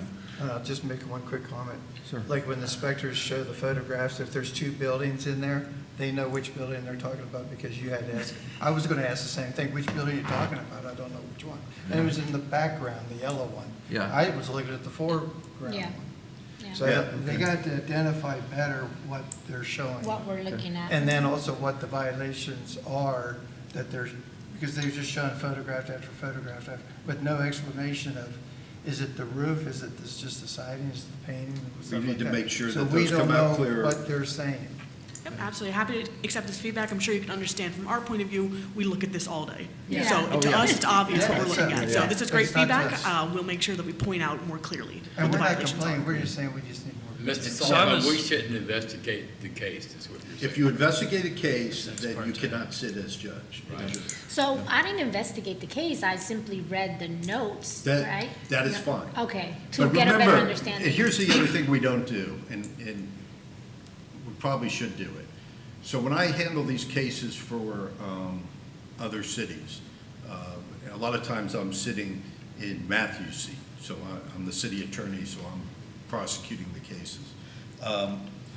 We should check to make sure that you all have not had any kind of, conference with anybody affecting these, right?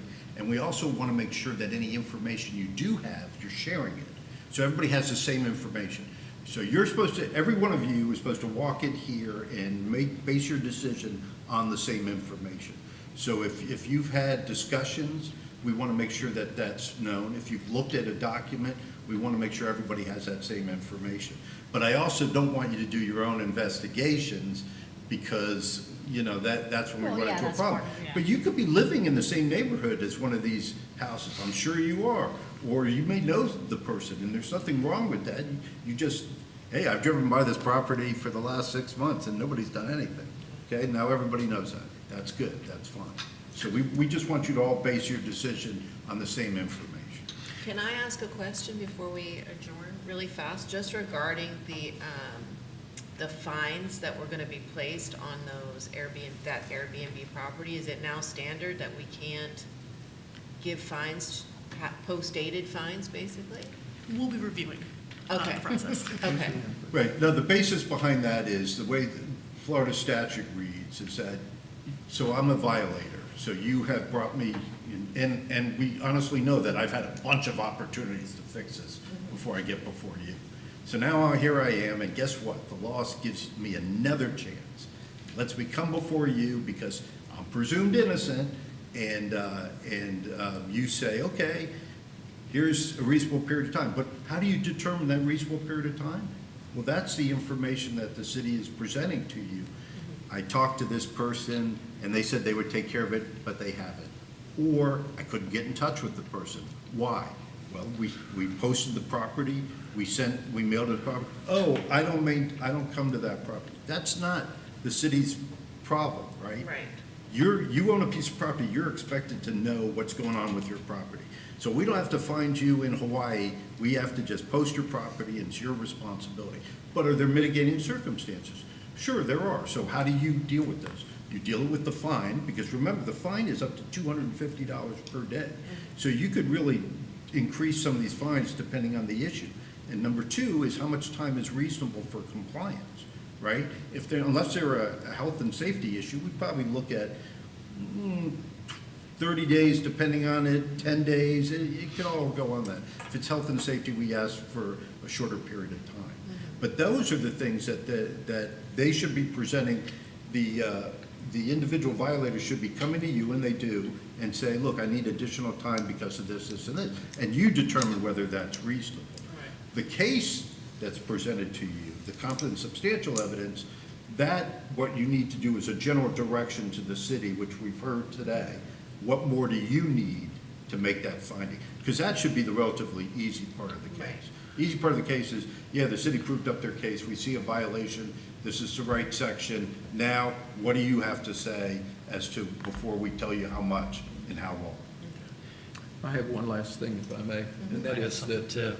You can go ahead Apparently first. if you want It's to. not the last thing, but on this, back to this lien reduction that you provided data on, everything else.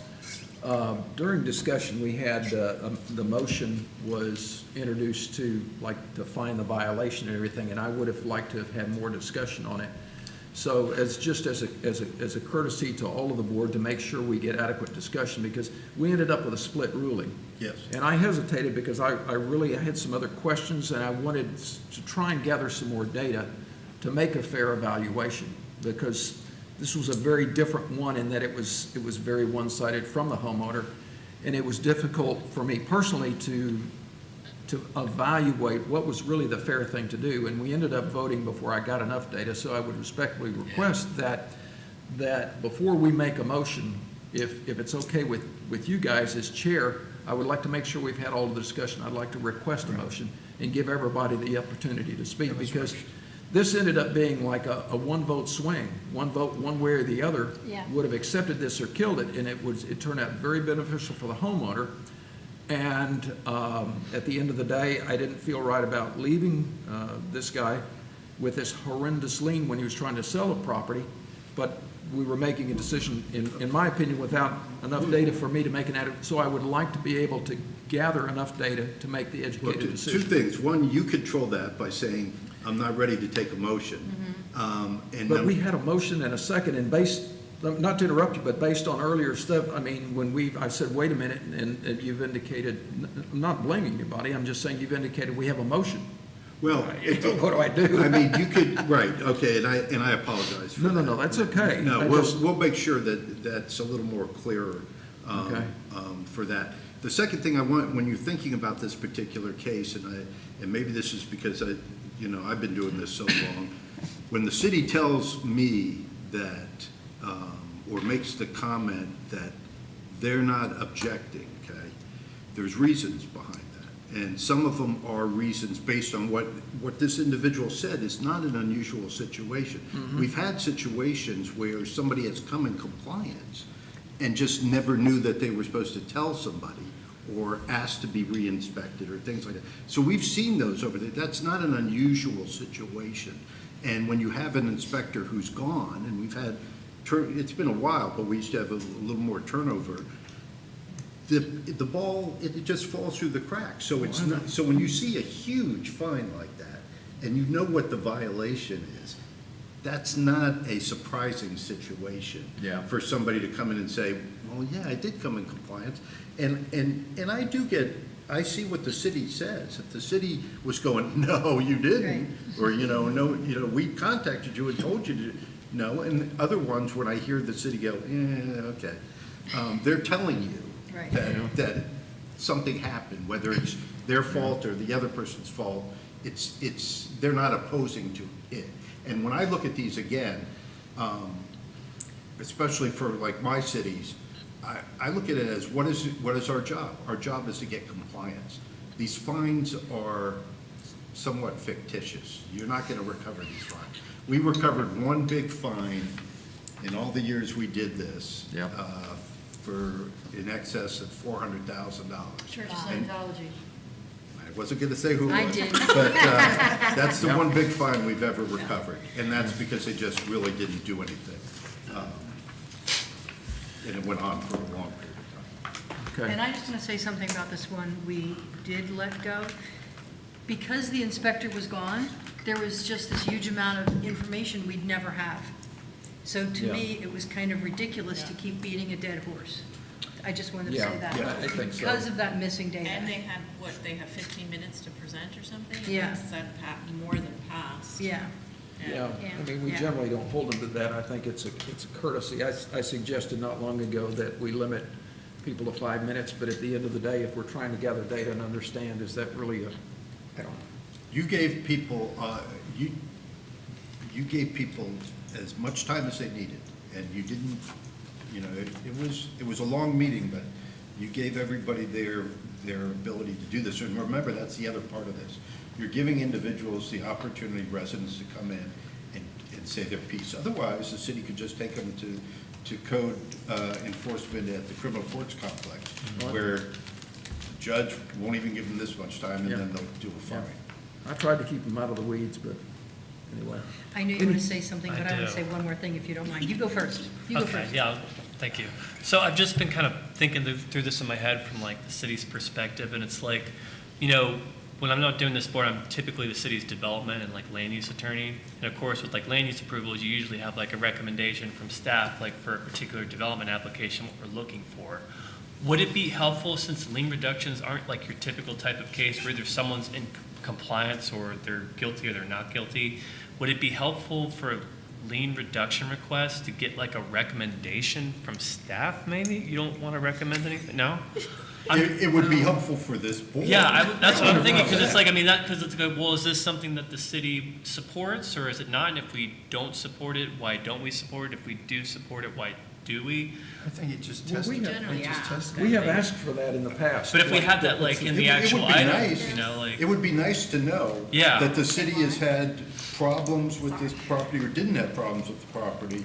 Right. But Sarah that's, has, I would say, generally speaking, before my time, the philosophy was always that the city would not want to recommend us to reduce the liens purely because we are the ones that sought out the liens and the fines in the first place. I'm pretty sure that is the philosophy. I can't really speak to it necessarily. It was before my time.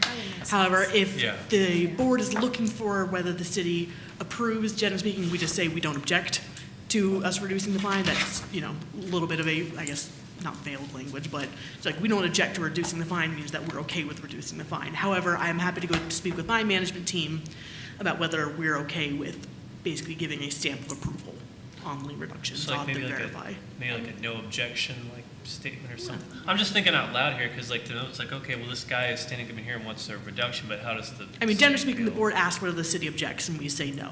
However, if the board is looking for more information, then like. well, I think you could solve the problem one way or the other.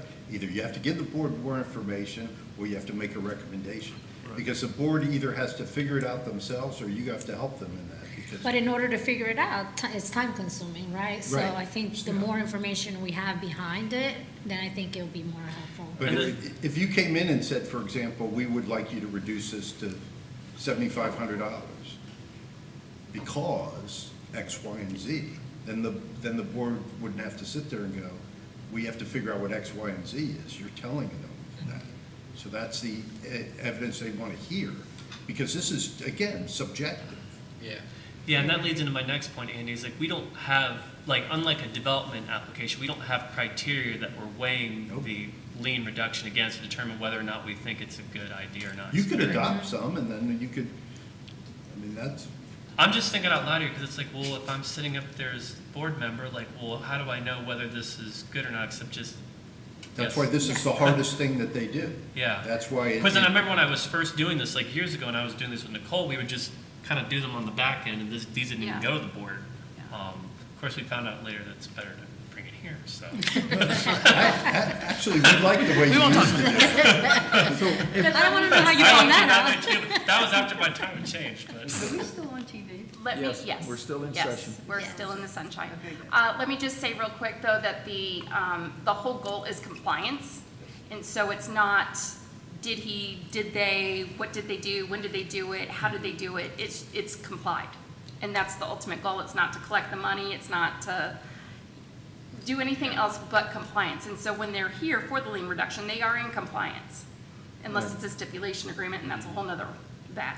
Well, part of, sorry. Go ahead. Part of my mindset is I'm trying to look at it and evaluate it and determine the merits of And I the understand. reduction. And You know, I does it understand. merit a reduction? And I think we were today on the one because there was just so much missing data and just, it's hard to wrap our head around it, you know? But at the end of the day, regardless of the ball that got us here, Yeah. of the mess that got us here, Right. it's in compliance. Yeah, And I that's get what that. the ultimate goal is. Right. Yeah. I'm going to give you a compliment. I thought you handled Uh-oh. a lot of the situations very professionally. Well, thank you, I And appreciate she did that. an It's, extremely good job. it's an interesting gig. Well, Do we have anything else? Yeah, we're tending to, we're either going administrative costs, and I think that's all I've ever seen, except for today, somebody asked for something less, or something more than administrative costs, and we said, okay. I think they just didn't know any better. That's kind of And I incongruent to think me. they were It's like, confused with the numbers what anyways. are we doing here? We So, actually- but I understand what you said. If they're in compliance, we take it down to administrative costs. You take it down to whatever it is the board decides. Right, but and if they're it's- not in compliance, we're probably not gonna see them up there. I don't know that Exactly, we've it's ever the seen that. details. It's very rare that you would see Yeah. that, but again, the whole idea of administrative costs is that the city's made whole. Right. So now the question is, in my mind, you are hearing what took so long, right? Right. You know, is Yeah. it somebody that, I mean, we've had, after the hurricanes, you know, and we still have it, where people couldn't get contractors. And so Oh, that yeah. was a reasonable basis. But we've also had cases and people that have come here frequently where they just come up with some excuse. Oh, I had a contract and I couldn't, you know. So is that a reasonable one for you to reduce the same way as the person who's been trying? You know, that's that unknown subjective part. I have one question regarding the reduction amounts. Is it always going to be, or are we always recommended to go as low as administration costs? Or do we, as a board, discuss, do we feel Right. like they should? You just can't go below that. So You when can't we go tell below. you that, we tell you that's the lowest you can go. Whatever you want to do between that and the top number's up to you. We in point had a case, no names or anything else, several months ago where I think we assessed the full $10,000 fine. Yeah. Because it was clear that the guy just didn't take care of business and didn't care and kind of thumb your nose, you know, so. Right. You know, we've had those, and I think that, again, my point earlier was I want to gather enough data that I can make a fair evaluation. I agree as well. Because if they basically telling the city to take a hike and not being responsible for their property, well, you know, it's not only our duty to get compliance, but in my mind, there's a certain level of responsibility that should be assessed there. Right, And that's being, to me, it's being judicious and fair. I agree. Like, look, you can't do this, you know? And you're gonna pay a penalty because you're not being responsible, and so next time be responsible. Right, wrong, or otherwise, that's kind of my viewpoint about it. To me, that seems fair. I agree.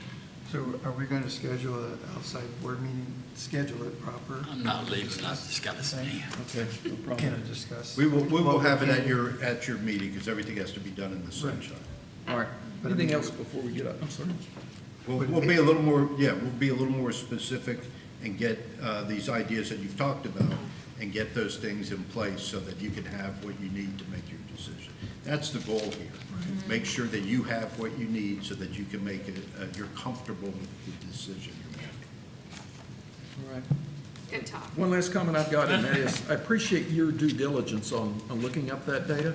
I think we all learned something about how best to We're approach not supposed to that. What's that? We weren't supposed to look it up. but- Well, That was great, but don't do it again. I just want to acknowledge that because at the end of the day, we're trying to make a fair adjudication, and any data we can get is good, so. Any of these old cases, we should have all of A good case summary or Minutes. something presented by the city, and I think we can And get. welcome Matthew. All right. Anything else Great to before be we here. It's adjourn? been an interesting experience. Going once, going twice, we're adjourned. Thank you, everybody. Thank you.